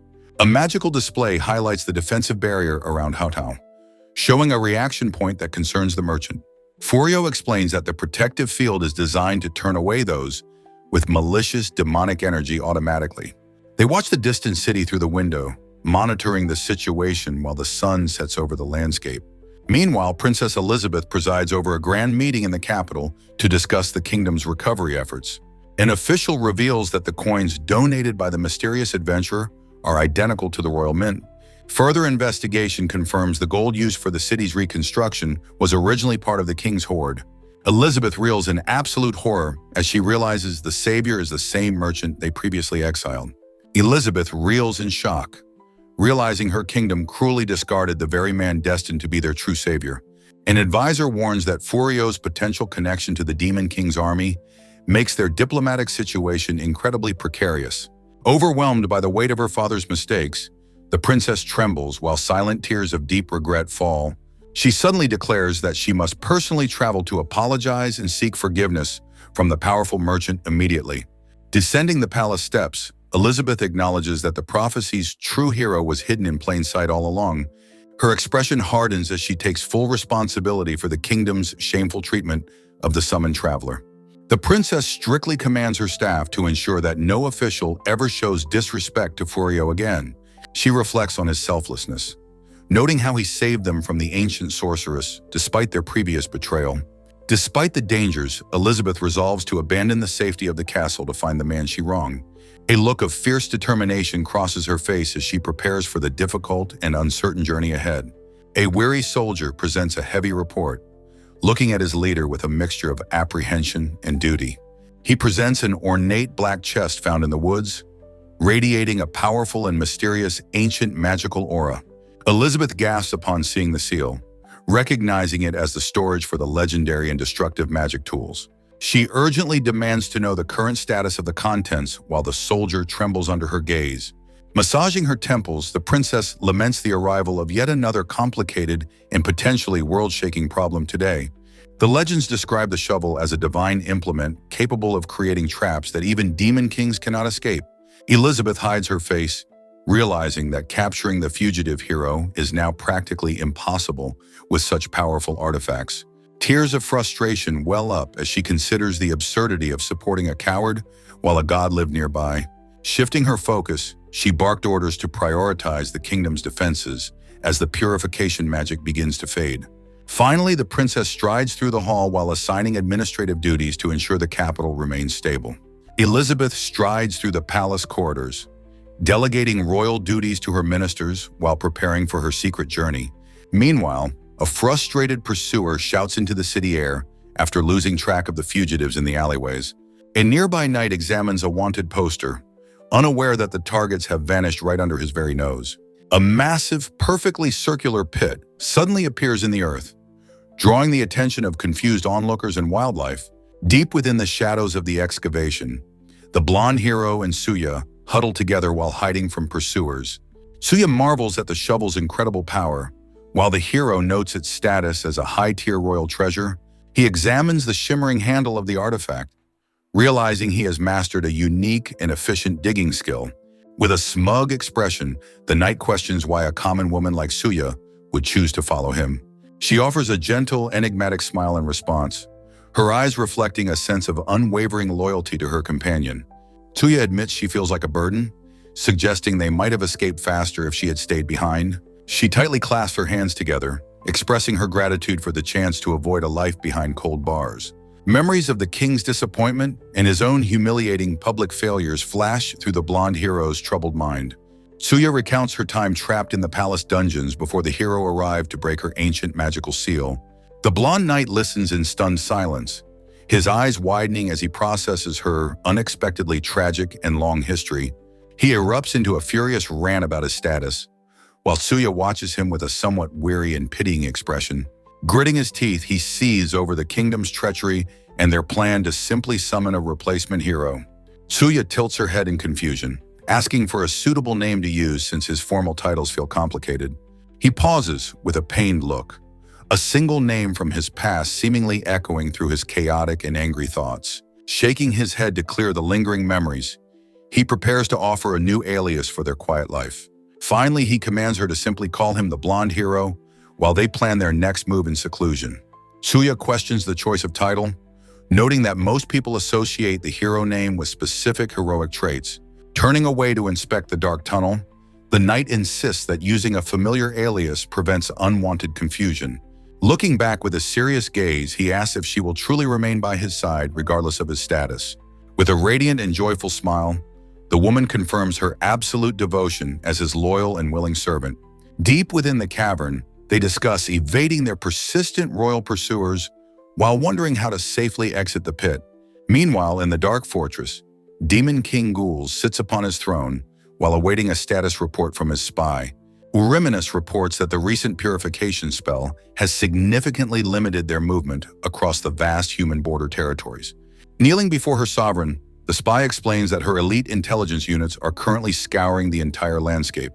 The Dark Lord remains skeptical of her theories, suggesting that a man of Furio's caliber would never flee. With a piercing and cold stare, he asserts that the mysterious merchant remains hidden within their very world. Frustrated, Euryminus argues that finding this powerful man is more critical than continuing their relentless and costly invasion. She describes a plan to use demonic beasts to reclaim the purified soil and pave a path for their army. With intense determination, the spy declares that humanity's strongest defense will crumble once their majestic castle finally falls. Suddenly, the monarch rises and begins to depart, leaving his submissive subordinate staring in utter and total confusion. He reminds her of the merchant's terrifying ability to cast world-shaking purification magic with a mere single hand. Euryminus warns that his lenient policies toward humans might spark a dangerous internal rebellion among the demonic generals. Surprisingly, the Demon King pauses to offer a comforting gesture. Gently patting his loyal subordinate on her head, he firmly declares that he will not sacrifice his own people for a war that lacks any meaning. Watching her master's departure, the cat girl remains in the quiet hallway while pondering the weight of his words. A mysterious and faint laugh echoes through the shadows as the demon ruler's secret plans continue to unfold. Ugard smirks, mocking his brother's weak leadership and pacifist ideals within the demon castle. Standing tall with his wings outstretched, Ugard formally identifies himself as the Dark Lord's younger brother. Enraged, he strikes a nearby pillar while shouting about his brother's pathetic and cowardly patience. Ugard reclines arrogantly, expressing his absolute inability to comprehend Ghoul's desire to coexist with humanity. Euryminus reports that Furio hasn't joined the human military, despite possessing the power of a legendary hero. The Demon Prince scoffs, questioning the necessity of building friendly relations when they could simply annihilate them. With a sudden burst of violence, Ugard strikes Euryminus to demonstrate the terrifying scale of his power. He glares with primal intensity, demanding to know if anyone dares to challenge his supreme vision of conquest. Euryminus immediately bows in submission, acknowledging Ugard as the only one fit to lead their race. Seizing the moment, the prince declares his plan to forcefully usurp the throne from his older brother. Bearing his fangs, Ugard vows to become the true Demon King and launch an all-out human invasion. Euryminus notes that Ghouls remains a formidable opponent, prompting them to strategize a more subtle approach together. They review magical intelligence data, carefully analyzing the movements of both the royals and the mysterious Furio. Satisfied with the new scheme, Ugard grants his subordinate full authority to handle the necessary battle preparations. The cat girl spy offers a wicked smile, promising to execute her master's dark will without any hesitation. Maniacal laughter echoes through the chamber as Ugard celebrates the dawn of his own brutal new era. Meanwhile, the scene shifts to the bustling streets of Hutao, where various races gather for peaceful trade. Furio and Lice enjoy a quiet shopping trip, having successfully acquired several rare and exotic cooking ingredients. Though the defensive barrier recently triggered, Furio notes the lack of any immediate chaos or visible threats. Lice reacts with sudden excitement when her husband suggests stopping at a nearby shop for a nice lunch. Lice pulls Furio's arm excitedly, suggesting they visit a newly opened shop located on the corner of Sukana Street. She explains that everyone in her cooking class has been talking about it, sparking her interest in the menu. Furio mentions hearing that the place occasionally serves fresh sea fish, a rare delicacy in this mountainous, landlocked region. He considers the logistical challenges, noting how rare seafood is since the kingdom is mostly surrounded by high mountains. They arrive at a storefront where laborers are busy removing the signage for the local Hardy General Store today. Spotting the elderly owner, Furio and Lace approach with looks of genuine surprise at the shop's apparent closing. The merchant asks Hardy if she is shutting down for good, his voice reflecting concern for the aging woman. With a weary smile, she admits that finding new suppliers at her advanced age has become an impossible task. Furio questions if her previous trading partners were affected by recent events. Sensing a deeper underlying problem in town, the shopkeeper laments that the kingdom's recent defensive battles have caused widespread disruption to the local economy and trade. She explains that many specialized workshops were unfortunately destroyed when the front lines shifted beyond the safe purification zones. Looking at the dilapidated building, she notes that even the primary transport routes for essential goods are now ruined.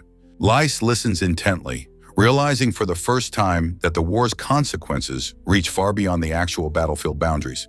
Furio reflects on his past, mentioning that similar economic hardships were common in his original world during times of crisis.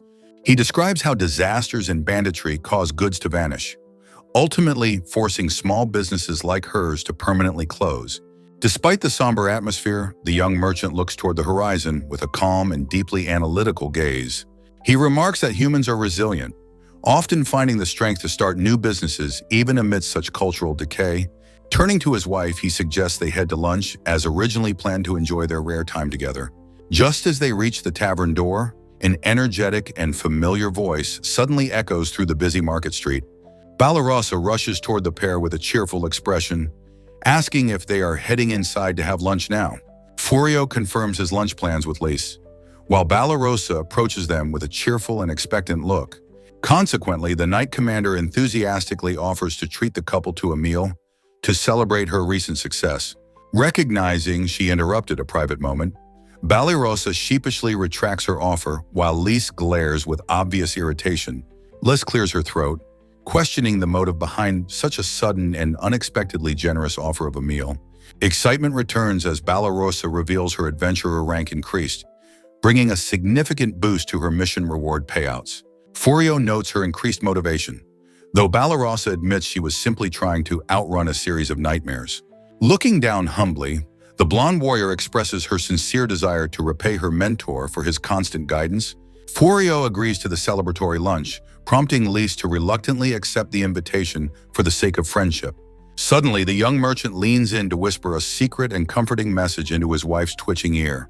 He promises a private dinner tomorrow, causing Lise to erupt in internal joy while praising his absolute thoughtfulness. Their conversation is interrupted when Haya suddenly descends from the sky, surprising the group with her abrupt arrival. The demon servant assumes a protective stance, warning of a powerful magical presence rapidly closing in on them. Chaos begins to ripple through the market streets as citizens murmur about a mysterious figure walking through town. Furio reaches out to halt Haya's aggressive advance, sensing that the approaching individual might not be a threat. Lisa's expression shifts to one of deep realization as she identifies the familiar aura of the stranger approaching. Recognition strikes Furio, while Balarosa descends into a state of total, shivering panic beside her completely calm mentor. The mysterious stranger wears a dark cloak, his presence radiating a heavy and ancient power that silences everyone. Revealing himself as the disguised Demon King, Gozaru laughs heartily upon spotting Furio standing in the street. Furio offers a warm and genuine smile, greeting his old acquaintance Gozaru with a polite and welcoming attitude. They share a firm handshake while Gozaru explains his arrival was prompted by reports of strange magical fluctuations. Balarosa trembles in absolute terror as the disguised Demon King addresses her directly by her formal knightly title. Gozaru casually asks if the group had already planned to dine at this specific and lively local tavern. Inside the shop, diverse demi-humans and beast folk share drinks and laughter, creating a bustling and multicultural atmosphere. A magnificent spread of local delicacies, including a massive whole fish, is presented on the crowded wooden table. Balarosa screams in terror as she realizes this dining scene perfectly mirrors her recent and terrifying prophetic nightmare. Furio enjoys a small bite while asking if the Demon King frequently visits human cities for social reasons. Gozaru explains that before ascending the throne, he often conducted reconnaissance missions to observe various foreign territories. He reflects on how military might and cultural sophistication are deeply intertwined within every single organized civilization. The monarch asks Balarosa if she personally enjoys cooking, causing the terrified knight to drop her heavy fork. He observes her sharp reflexes, noting that she maintains a combat-ready posture even while sharing food with enemies. Lise interjects with a smirk, revealing that Balarosa is actually a master at crafting delicate and sweet human treats. Enjoying her meal, the wolf girl notes that baking requires a level of precision that is quite difficult to master. Gozaru looks genuinely impressed by the news, while Balarosa hides her blushing face in a fit of extreme embarrassment. Furio remarks on the king's unexpected interest in human culture, while continuing to eat his lunch with a smile. Gozaru tears into a piece of meat, stating that a nation's military strength often mirrors its social prosperity. Barbarossa looks up warily, questioning if his presence here is merely another calculating act of high-level enemy surveillance. With a heavy expression, the monarch admits his desire to recruit Furio remains firm despite his commitment to neutrality. Silence falls as the Knight Commander processes the king's honest and surprisingly peaceful declaration regarding her powerful mentor. She clenches her jaw, preparing to voice the intense frustration and anger building within her noble and conflicted soul. Finally, Barbarossa demands to know if he came to trample their quiet lives despite seeing how they live. Gozaru observes Barbarossa, remarking on her interesting nature, where righteousness triumphs over her primal fear of his presence. In response, the Knight Commander stands up with a violent clatter. Unable to contain her mounting fury and frustration, the monarch questions if a blind tyrant's use of power is truly more forgivable than his own actions. He argues that humanity shouldn't accept persecution simply because demons exist as a natural threat to their race. With a cold gaze, Gozaru asserts that those with power must decide what they are willing to sacrifice. Furio asks for clarification regarding the term harm, while Gozaru notes the merchant's lack of high-level racial knowledge. Haya explains the fundamental biological difference between humans and demons involves the presence of internal magical elements.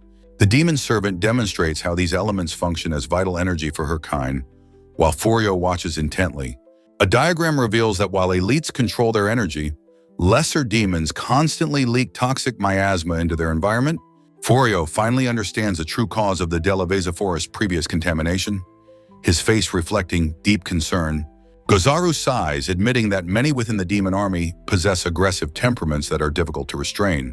He confesses that absolute control over miasma leakage cannot be guaranteed for every individual within his massive kingdom.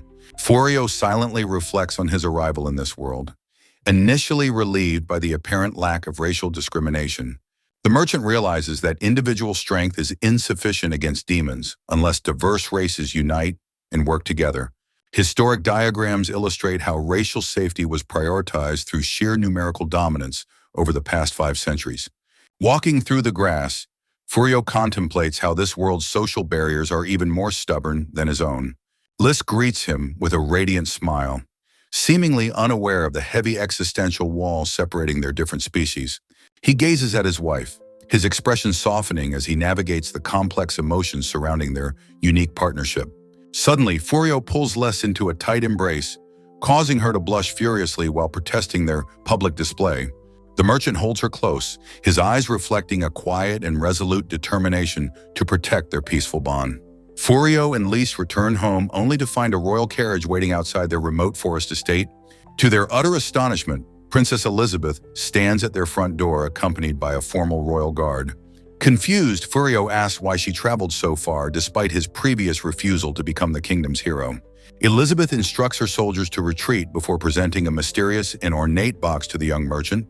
With a heavy heart, the princess offers a sincere apology for her sudden intrusion and past transgressions.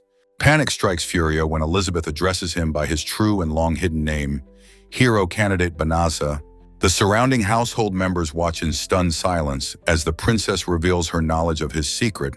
A quiet moment follows as a warm cup of tea is carefully placed upon the living room table. Tensions remain high while the group gathers to discuss the kingdom's grave situation within the peaceful home. Maintaining her noble grace, Elizabeth politely accepts the refreshments while preparing to deliver a serious royal request. Barbarossa trembles with visible anxiety as she witnesses the unprecedented meeting between royalty and her powerful mentor. The princess formally requests a private audience with Furio to discuss matters of critical national importance today. Lise erupts in protective fury, firmly refusing to allow her husband to meet privately with any royal official. Calmly addressing the room, Elizabeth acknowledges the overwhelming power Furio wields over the world's most dangerous entities. Haya stands silently behind her master, while the princess questions the demon servant's current role and intentions. Utilizing her specialized analytical magic, Haya performs a thorough scan of the princess to detect hidden threats. The demon confirms that Elizabeth carries no dangerous artifacts and poses no immediate threat to her master's safety. Lise reluctantly agrees to dismiss the others, yet she remains wary of the princess's true and ultimate objective. Furio pauses for a moment of deep contemplation before delivering his own non-negotiable and firm condition for dialogue. He resolutely declares that his wife must remain by his side, or the conversation ends immediately right here. Lys reacts with absolute shock to Furio's firm condition. Her eyes widening at his sudden protective display, she quickly turns her head, sensing the heavy weight of the serious conversation unfolding between her husband and the princess. Elizabeth remains seated on the sofa, while Lys watches her warily, monitoring every single move of the royal visitor. The princess confirms her understanding of the situation, her expression reflecting a mix of desperation and noble resolve. Stepping forward with grace, Elizabeth begins a formal explanation of the current crisis facing the magical kingdom of Cry Road. She bows her head in a profound gesture of humility, desperately seeking forgiveness for her nation's past cruel mistakes. Her eyes reflect a deep sorrow while she recounts the details of the previous hero's catastrophic failures in exile. Furio offers a warm smile, gently asking the princess to raise her face and maintain her royal dignity. Elizabeth remains visibly shaken by his kindness, her voice trembling as she acknowledges the sheer magnitude of their betrayal. Furio looks on with a serious profile, processing the gravity of the news regarding the kingdom's crumbling national defenses.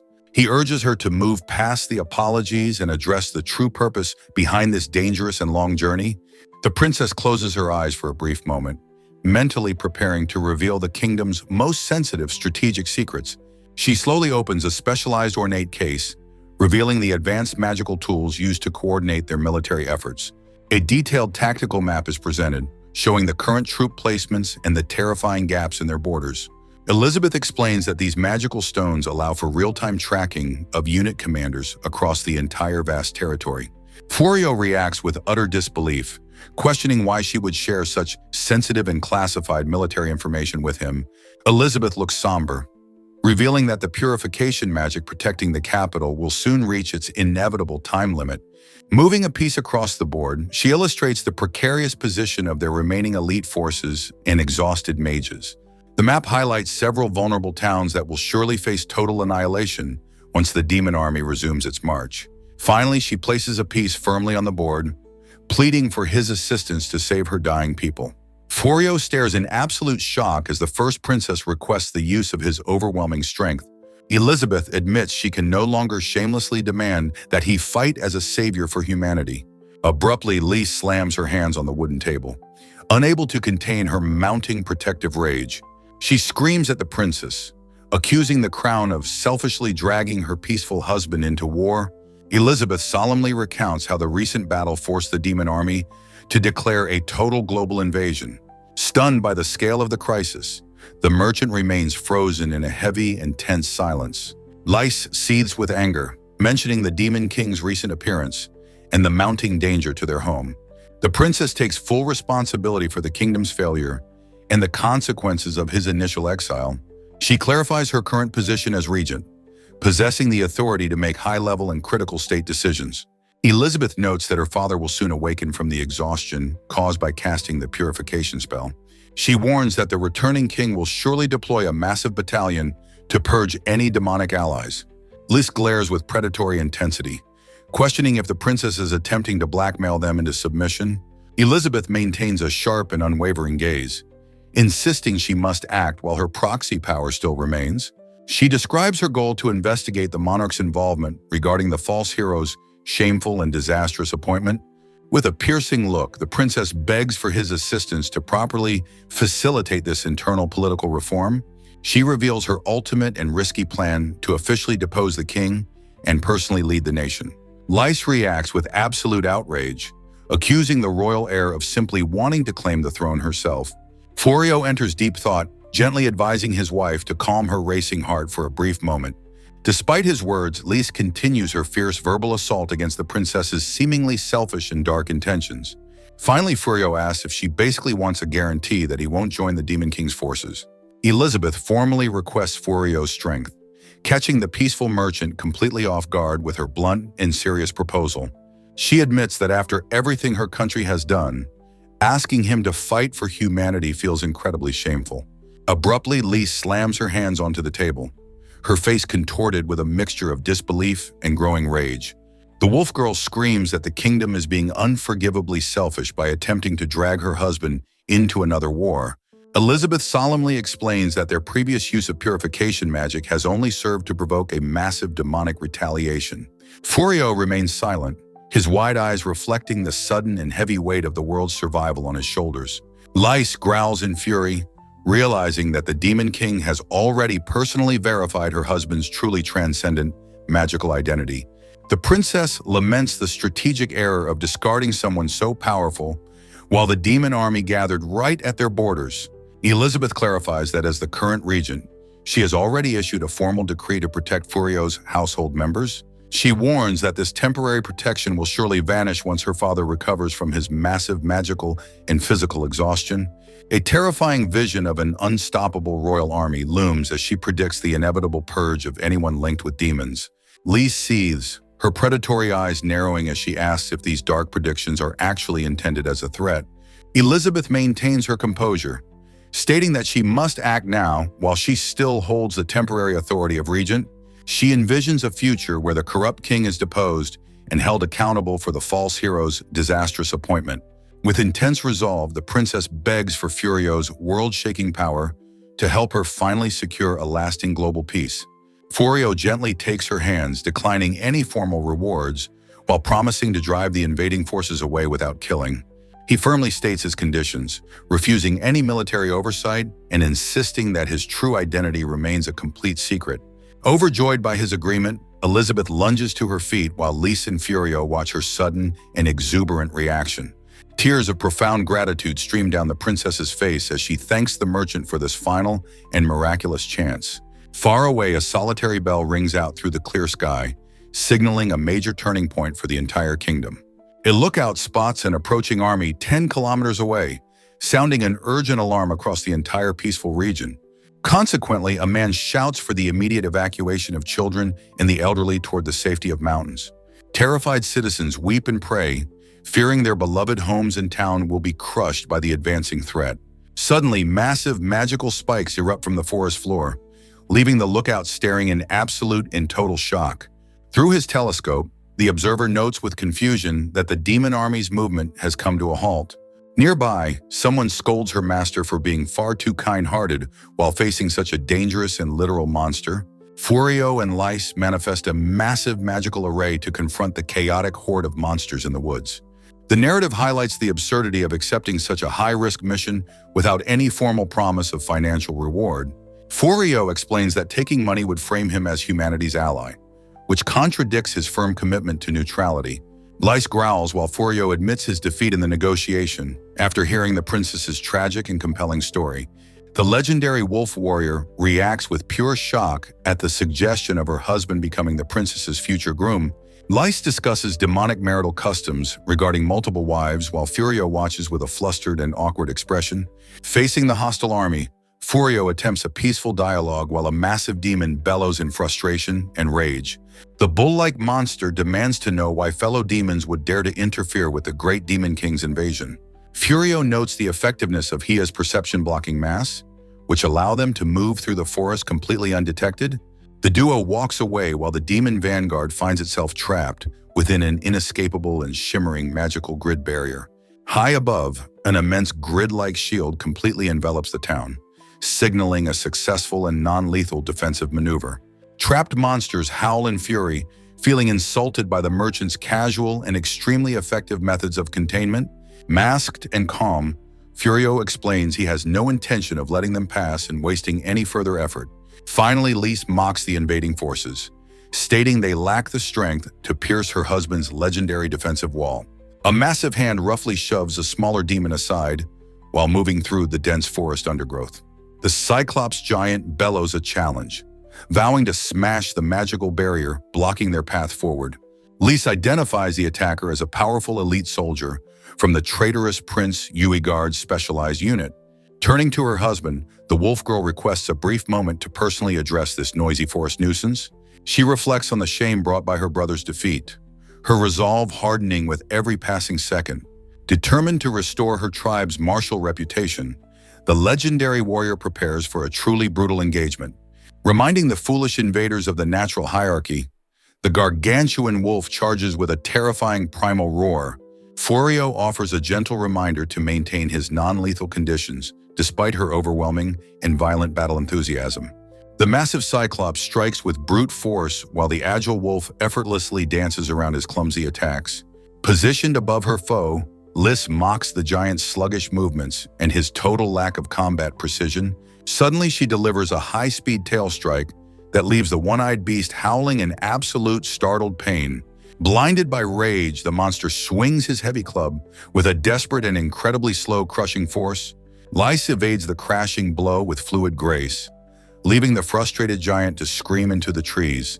A violent shockwave erupts as the two high-ranking demons engage in a high-stakes and extremely fast-paced duel. Blood splatters across the clearing as the Cyclops mocks her supposedly light and ineffective physical tail strikes. He glares with his single eye, refusing to admit that his defenses are being slowly and methodically dismantled. Observing his thick skin, the wolf prepares to unleash an attack capable of bypassing his natural armor. She continues her relentless assault without dealing a fatal blow, focusing on exhausting her massive and slow opponent. A brilliant magic circle illuminates the ground as she initiates a specialized high-tier demonic movement technique. Finally, the Cyclops stares upward in terror as she executes a legendary leap toward the forest canopy. Lys activates magnetic field reversal, while a massive glowing magic circle materializes behind her powerful wolf form. The ground vibrates violently as an immense surge of magical energy begins to warp the entire surrounding environment. Utilizing gravity reduction, she leaves the giant monster floating helplessly while disorienting him with specialized weightless magic. Screaming in utter confusion, the Cyclops realizes the wolf has magically swapped their relative positions in the woods. Monster swings club wildly. Lys smirks with predatory eyes, preparing to initiate the final phase of her high-tier magnetic inversion spell. Inversion, she roars, sending a concentrated wave of energy that leaves the massive giant completely and utterly paralyzed. Agile Wolf leaps through trees, closing the distance instantly. Her fierce eyes lock onto the target with the cold precision of a predator. Gravity magic. Furio intervenes by unleashing an overwhelming force that slams the massive giant into the forest floor. Pinned helplessly to the earth, the giant stares as Lys asks if he truly wishes to continue fighting. Frustrated and defeated, the monster curses her human-like clever tactics while struggling against the weight pinning him. Lys bares her fangs. The remaining enemy soldiers scream for their forces to crush the traitors who dared to block their path. Giant seethes in silence. Lys prepares to finalize the encounter, deciding to ask the invaders to leave their territory as quickly as possible. That's enough, Furio commands, while a shimmering wave of cancellation magic washes over the entire forest clearing. Paralyzed by the merchant's overwhelming aura, the monsters find themselves physically unable to move even a single inch. Magic runes bind flesh. Shimmering symbols finalize the absolute submission, ensuring the invaders are now fully bound by Furio's supreme divine law. Lys declares she can handle the vast army alone, her golden fur shimmering with martial pride. Furio calmly explains his lack of intervention was due to the giant's insults toward her wolf tribe. Hearts surround the legendary beast as she revels in her husband's genuine praise and acknowledgement. A massive impact from her assault leaves the giant reeling, while dark magical energy erupts around him. Maintaining his non-lethal stance, the merchant activates a wide-range recovery spell to mend the giant's wounds. Stunned by the unexpected mercy, the Cyclops demands to know the motive behind such selfless healing magic. Furio reiterates his simple desire for the invaders to turn back and abandon their aggressive march. He notes that while teleportation is possible, it wouldn't solve their underlying desire to invade. Primal confusion grips the one-eyed general as he struggles to comprehend the mysterious human standing before him. The merchant offers a gentle smile, identifying himself as a simple human who found love among demons. A wave of disbelief ripples through the monstrous ranks as they process his world-shaking revelation. Furio's tone shifts to one of cold authority as he delivers a final warning to the remaining forces. Standing his ground, the traveler vows to block their path as many times as necessary for peace. Witnessing his unbreakable resolve, the demonic vanguard begins to lose their once ferocious will to fight. Under the merchant's intense gaze, the invaders finally accept their total and overwhelming psychological defeat. The vast demon army retreats across the horizon while Furio watches their departure with a sense of relief. Lys howls with pure, unadulterated joy, celebrating her husband's magnificent and bloodless victory in the forest. Furio chuckles while petting his wife, admitting that bluffing was more stressful than any business deal. Both his companions suddenly pressure him, insisting that projecting absolute dominance is vital for their survival. Les warns that a more permanent lesson might be needed to prevent future relentless demonic assaults. Furio explains that while crushing enemies is fast, it only fuels the cycle of racial hatred. Lice remains skeptical, suggesting that simply defeating any recurring threats is a much more efficient strategy. He persists, deciding that a rare moment of dialogue might be a better path toward lasting peace. Suddenly, several human villagers emerge from the shadows, gasping at the sight of the legendary giant wolf.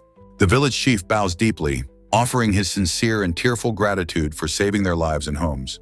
Furio scratches his head, realizing he might have accidentally spent far too much time helping the locals. Fear returns to the chief's eyes as he questions why a demonic entity stands beside their savior.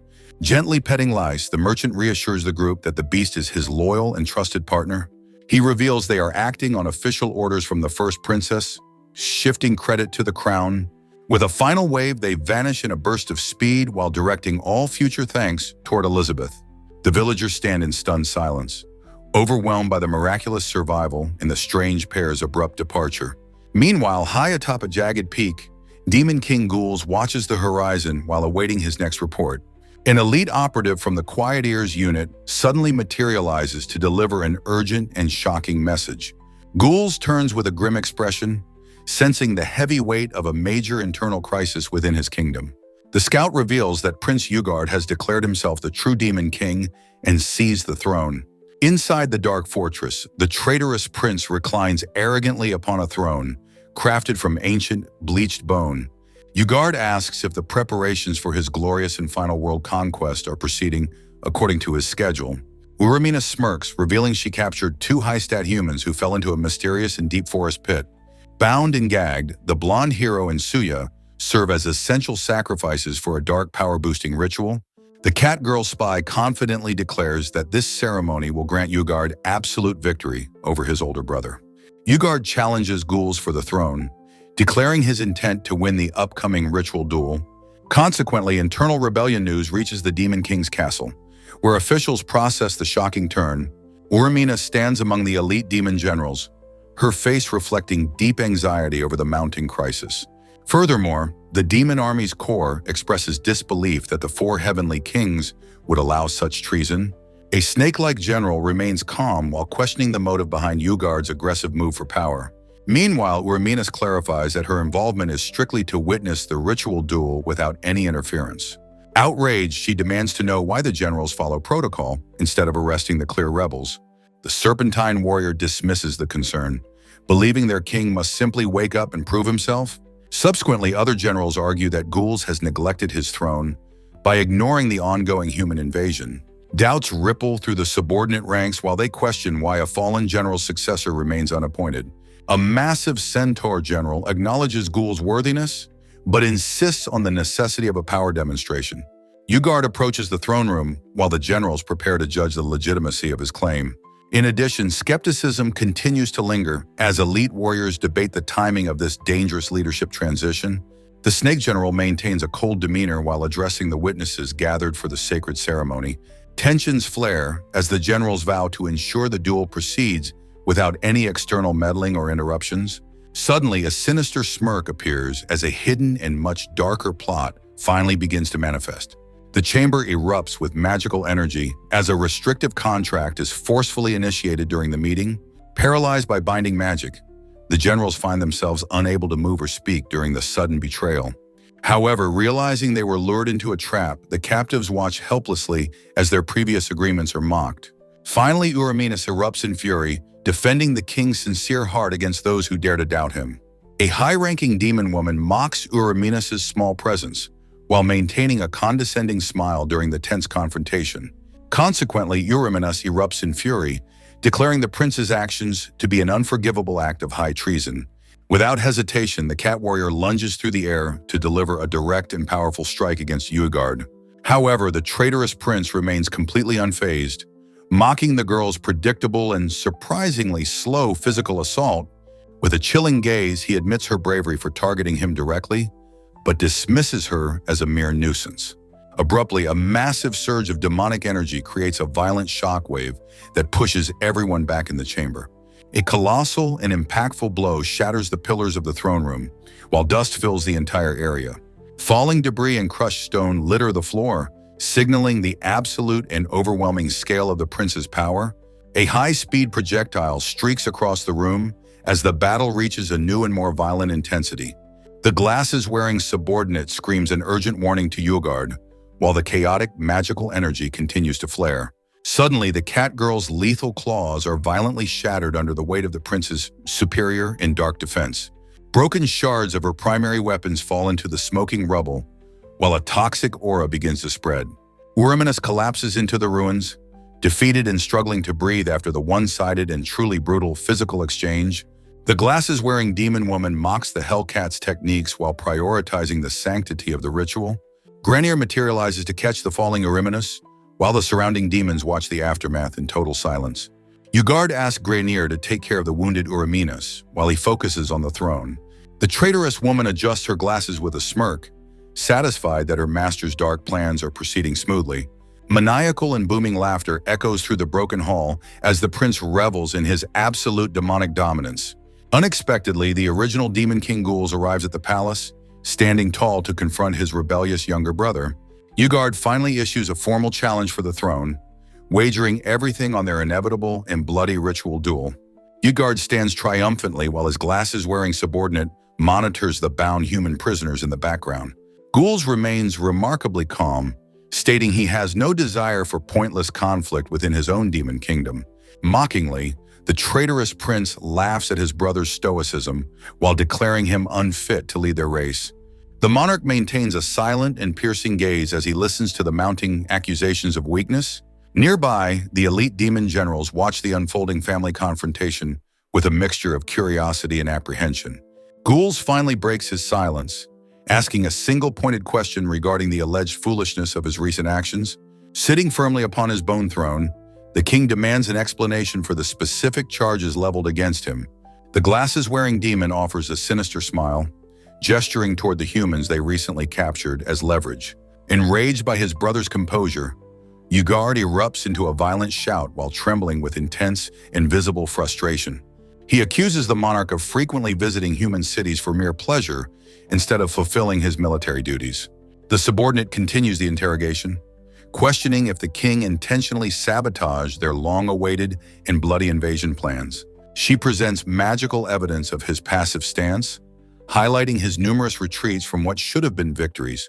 Recognition and shock flicker in Ghoul's eyes as he processes the depth of the betrayal within his palace. An intense and heavy silence descends upon the throne room during this critical moment of high-stakes political tension. Turning away, Ghouls listens as reports confirm that dissatisfaction and anxiety are rapidly spreading throughout his army. The monarch acknowledges the strategic validity of their points while maintaining his own mysterious and deep inner conviction. Yugard smirks with absolute malice, claiming that taking advantage of every opportunity is the true nature of demons. Ghouls turns his attention toward the silent generals, asking if they personally support his brother's radical new vision.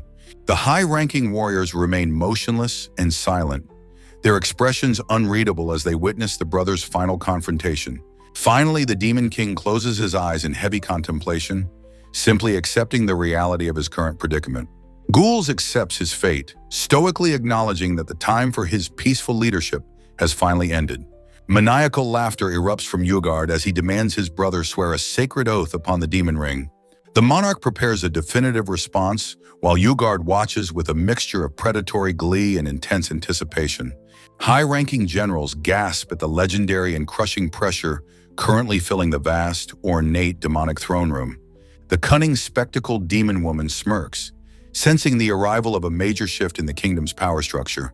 To everyone's absolute shock, Ghouls forcefully discards the demon ring, renouncing all his legal rights as sovereign.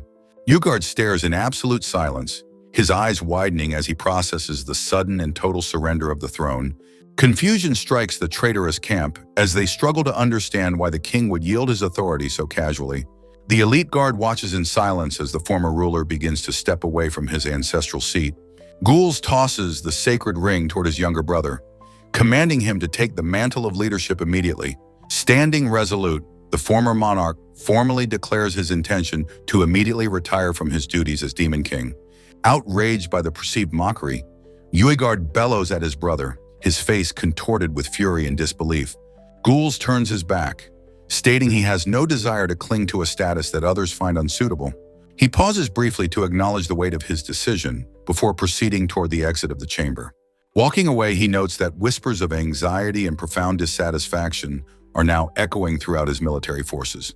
The former king questions his brother's involvement in the recent unprovoked and violent invasion of the human lands. With a wicked grin, Ugard confirms his role, asserting that a true ruler never ignores a clear strategic advantage. Ghouls addresses the remaining generals, seeking their honest and final consensus regarding the direction of their future policies. The warriors remain frozen and silent, their unmoving forms signaling their complicit acceptance of the new leadership. Finally, the former Demon King closes his eyes in weary acceptance, acknowledging the end of his peaceful reign.